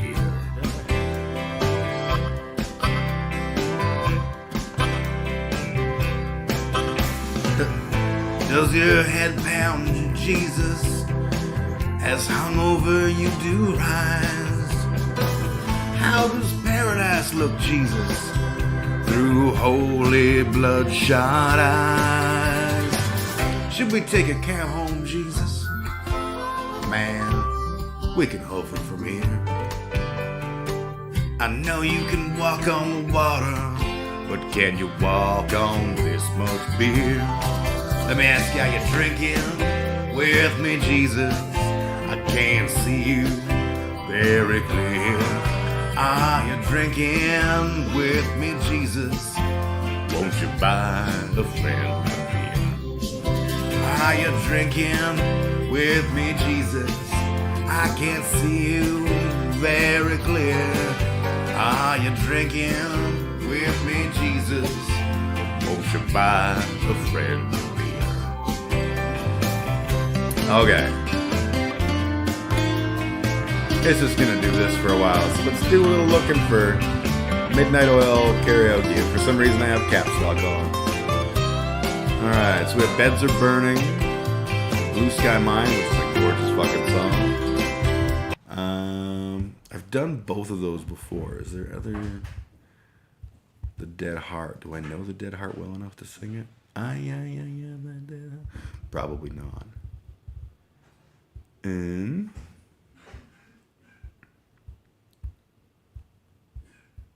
You know what? I don't know if that's like our list. Okay. Which, you know what? I'm going to leave it to you, Chris. Should I do Beds Are Burning or Blue Sky Mine? I'm good with either one. This is yours. Beds Are Burning is in line with our conversation. You are correct. I guarantee you I will not be as good as Midnight Oil, but I will try. Out where the river broke, the bloodwood and the desert oak, holding wrecks and boiling diesels, steaming 45 degrees. The time has come to say fair's fair. This was the first song of theirs I heard. To pay the rent, to pay our share. The time has come. A fact's a fact. It belongs to them. Let's give it back. Garrett became a politician, then he felt he sent out. He didn't. Joey Shithead became a politician here in Canada. Earth is turning. Now I have to drop the octave. How do we sleep while our beds are burning? How can we dance when our earth is turning? How do we sleep while our beds are burning? The time has come to say fair's fair, to pay the rent now, to pay our share. Almost doubled up. It's been a while since I've heard this song. He did learn that changing things was much more difficult than he believed when he wrote that song. Yeah, it really is. Four wheels scare the cockatoos from Kinsaw East to Yunnandamoo. The western desert lives and breathes in 45 degrees. The time has come to say fair's fair, to pay the rent, to pay our share. The time has come, a fact's a fact. It belongs to them. Let's give it back. Land back. Dance when our earth is turning. How do we sleep while our beds are burning? How can we dance when our earth is turning? How do we sleep while our beds are burning? The time has come to say fair's fair, to pay the rent now, to pay our share. The time has come, a fact's a fact. It belongs to them, we're gonna give it back. How can we dance when our earth is turning? How do we sleep while our beds are burning?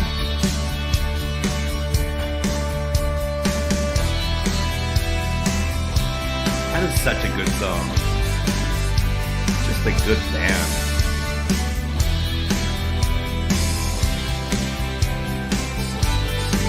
Okay, I found the next song I'm gonna sing. It was the top of the suggestions, and we'll do that. It's gonna be Round Here by Counting Crows, and then I will give space for if someone wants to make a request. If I know the song, I will sing it. Brought to the floor how much wool has been put over Aussie eyes to hide what had happened. Yeah, man, totally. Step out the front door like a ghost into the fog when no one notices the contrast. White on white, in between the moon and you. I gotta switch around with octaves. The crumbling difference between wrong and right. I walk in the air between the rain. Through myself and back again where I don't know. Marina says she's dying. Through the door I hear her crying. Why? I don't know. Round here we always stand up straight. Round here something radiates.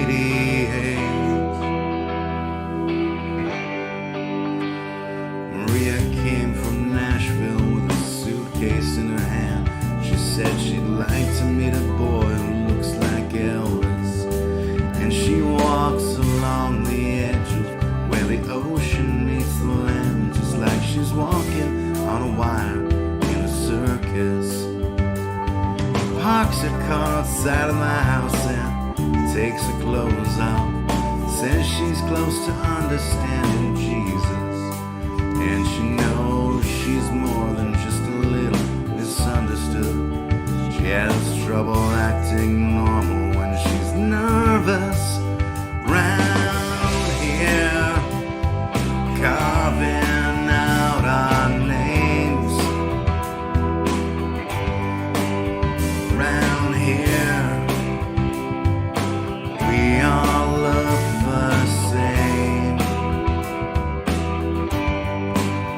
Round here we talk just like lions, but we say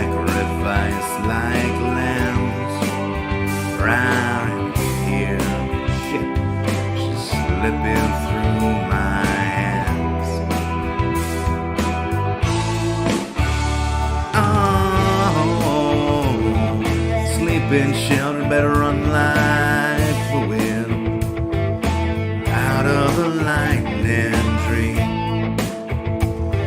Mom's little baby better get herself in out of the lightning.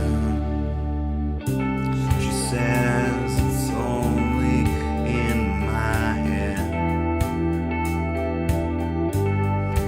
She says, shh, I know it's only in my head.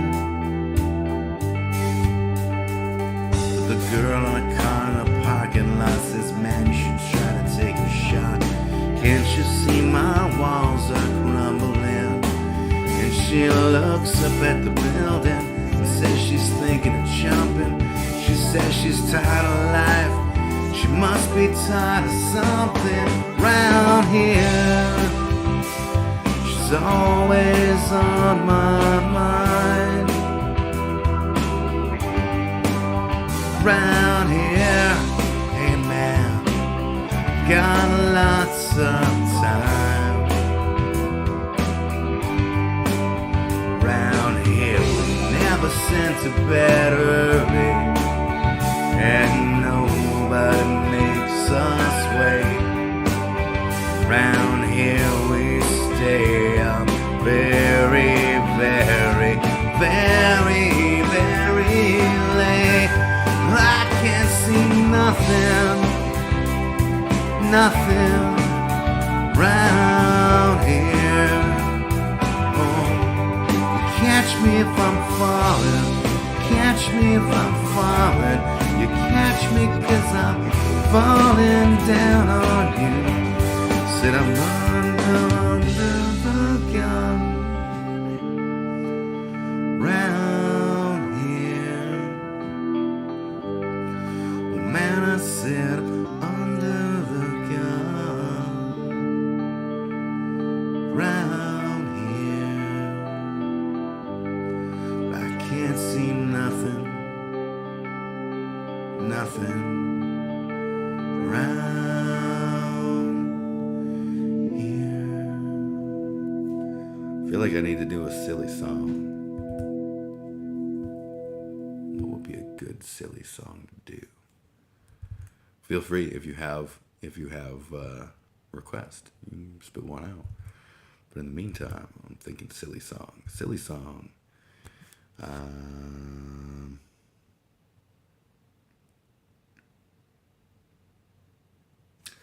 All right, we're gonna do some Nickelback. I'm Canadian. We're bringing it back, and I hate Nickelback for the record. We're gonna do How You Remind Me.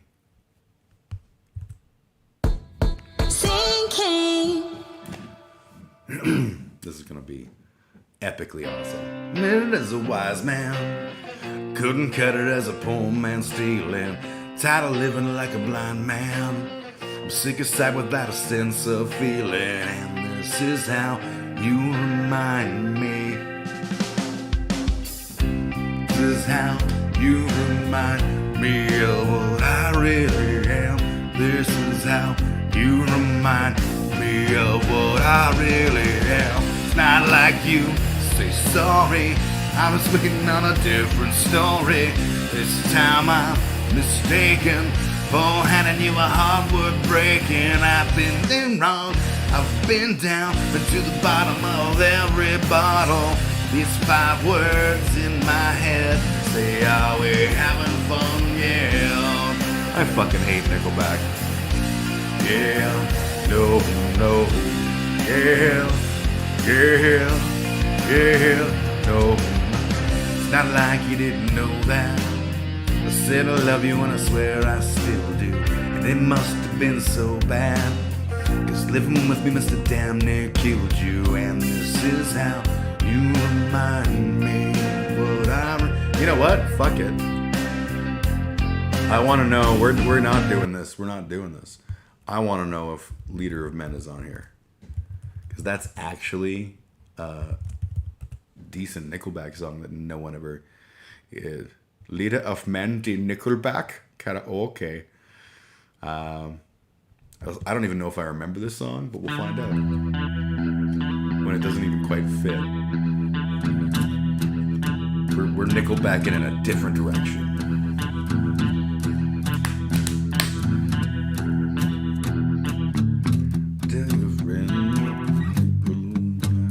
How does this go?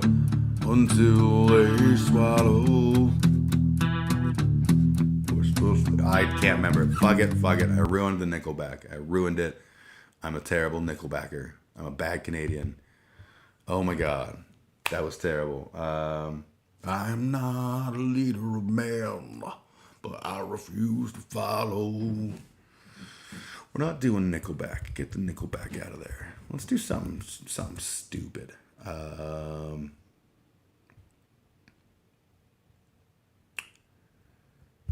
There's no way that they have Ludacris karaoke. No way in fucking hell. Oh, they've got a luxury problem. I was wrong. They have several choices. Less teeth and more tits. That's what we're gonna do. Why is with all the little...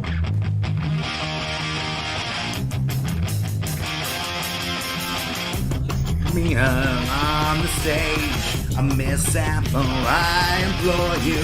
You know, luxury... Oh, shit, I can't read that. Okay, we're gonna do that song. But like... I have to be able to read it. Less teeth.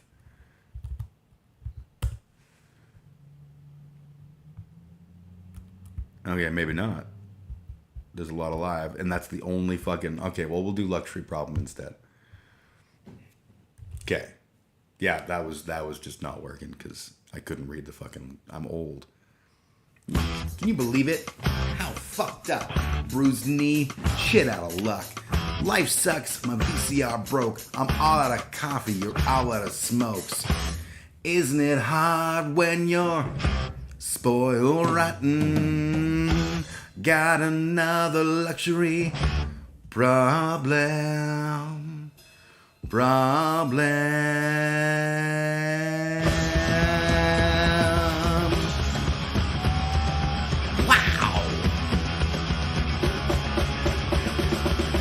Got a roof over my head, I got a bathtub and a bed. Yeah, my life is on the brink. Yeah, my life fucking stinks. And too many friends, too many phone calls. Everyone wants me, is my biggest downfall.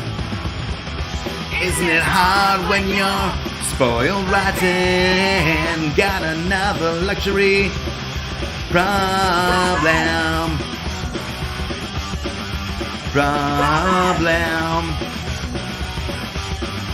Problem. Got a dimple. I'm sick of my clothes. Oh, fuck. Shining on a rusty nail. I fell right on my nose. Yeah, look on the bright side. It stinks, even though I'm alright. I like to sit and pity myself because it hurts. Isn't it hard when you're spoiled rotten? Got another luxury problem.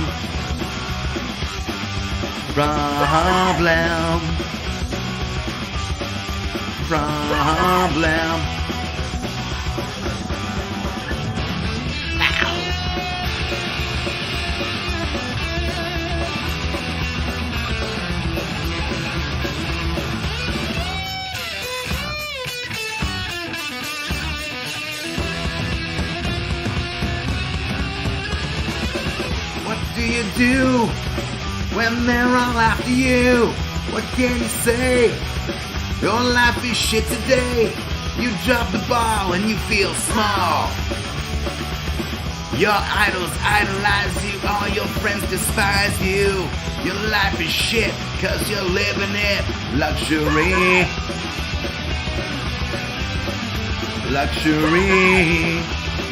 Hey, Squid. Luxury.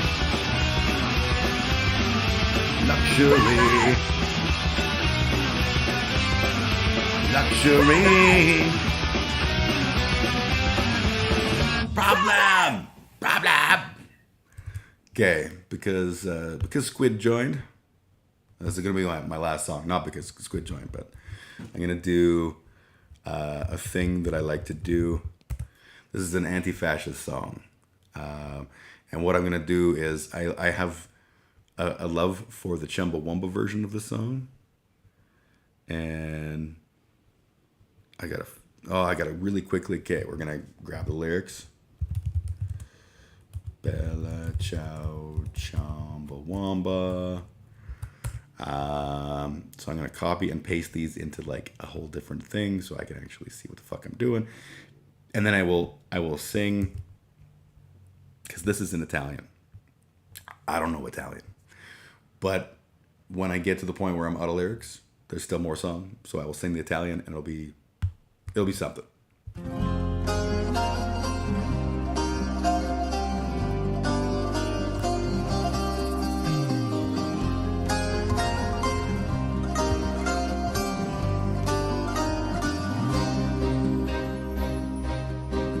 The world is waking outside my window. Bella ciao, bella ciao, bella ciao, ciao, ciao. The senses into the sunlight, for there are things that I must do. Wish me luck now, I hate to leave you. Bella ciao, bella ciao, bella ciao, ciao, ciao. With my friends now, up to the city. We're gonna shake the gates of hell. And I will tell them, we will tell them, bella ciao, bella ciao, bella ciao, ciao, ciao. That our sunlight is not for franchise, and wish the bastards drop down dead. Each time you see the birds drop down dead, never says double it up.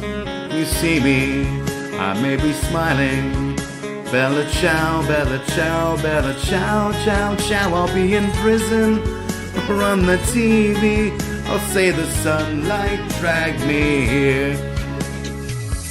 Now it goes instrumental and like disco-y. And soon I will be speaking Italian at you.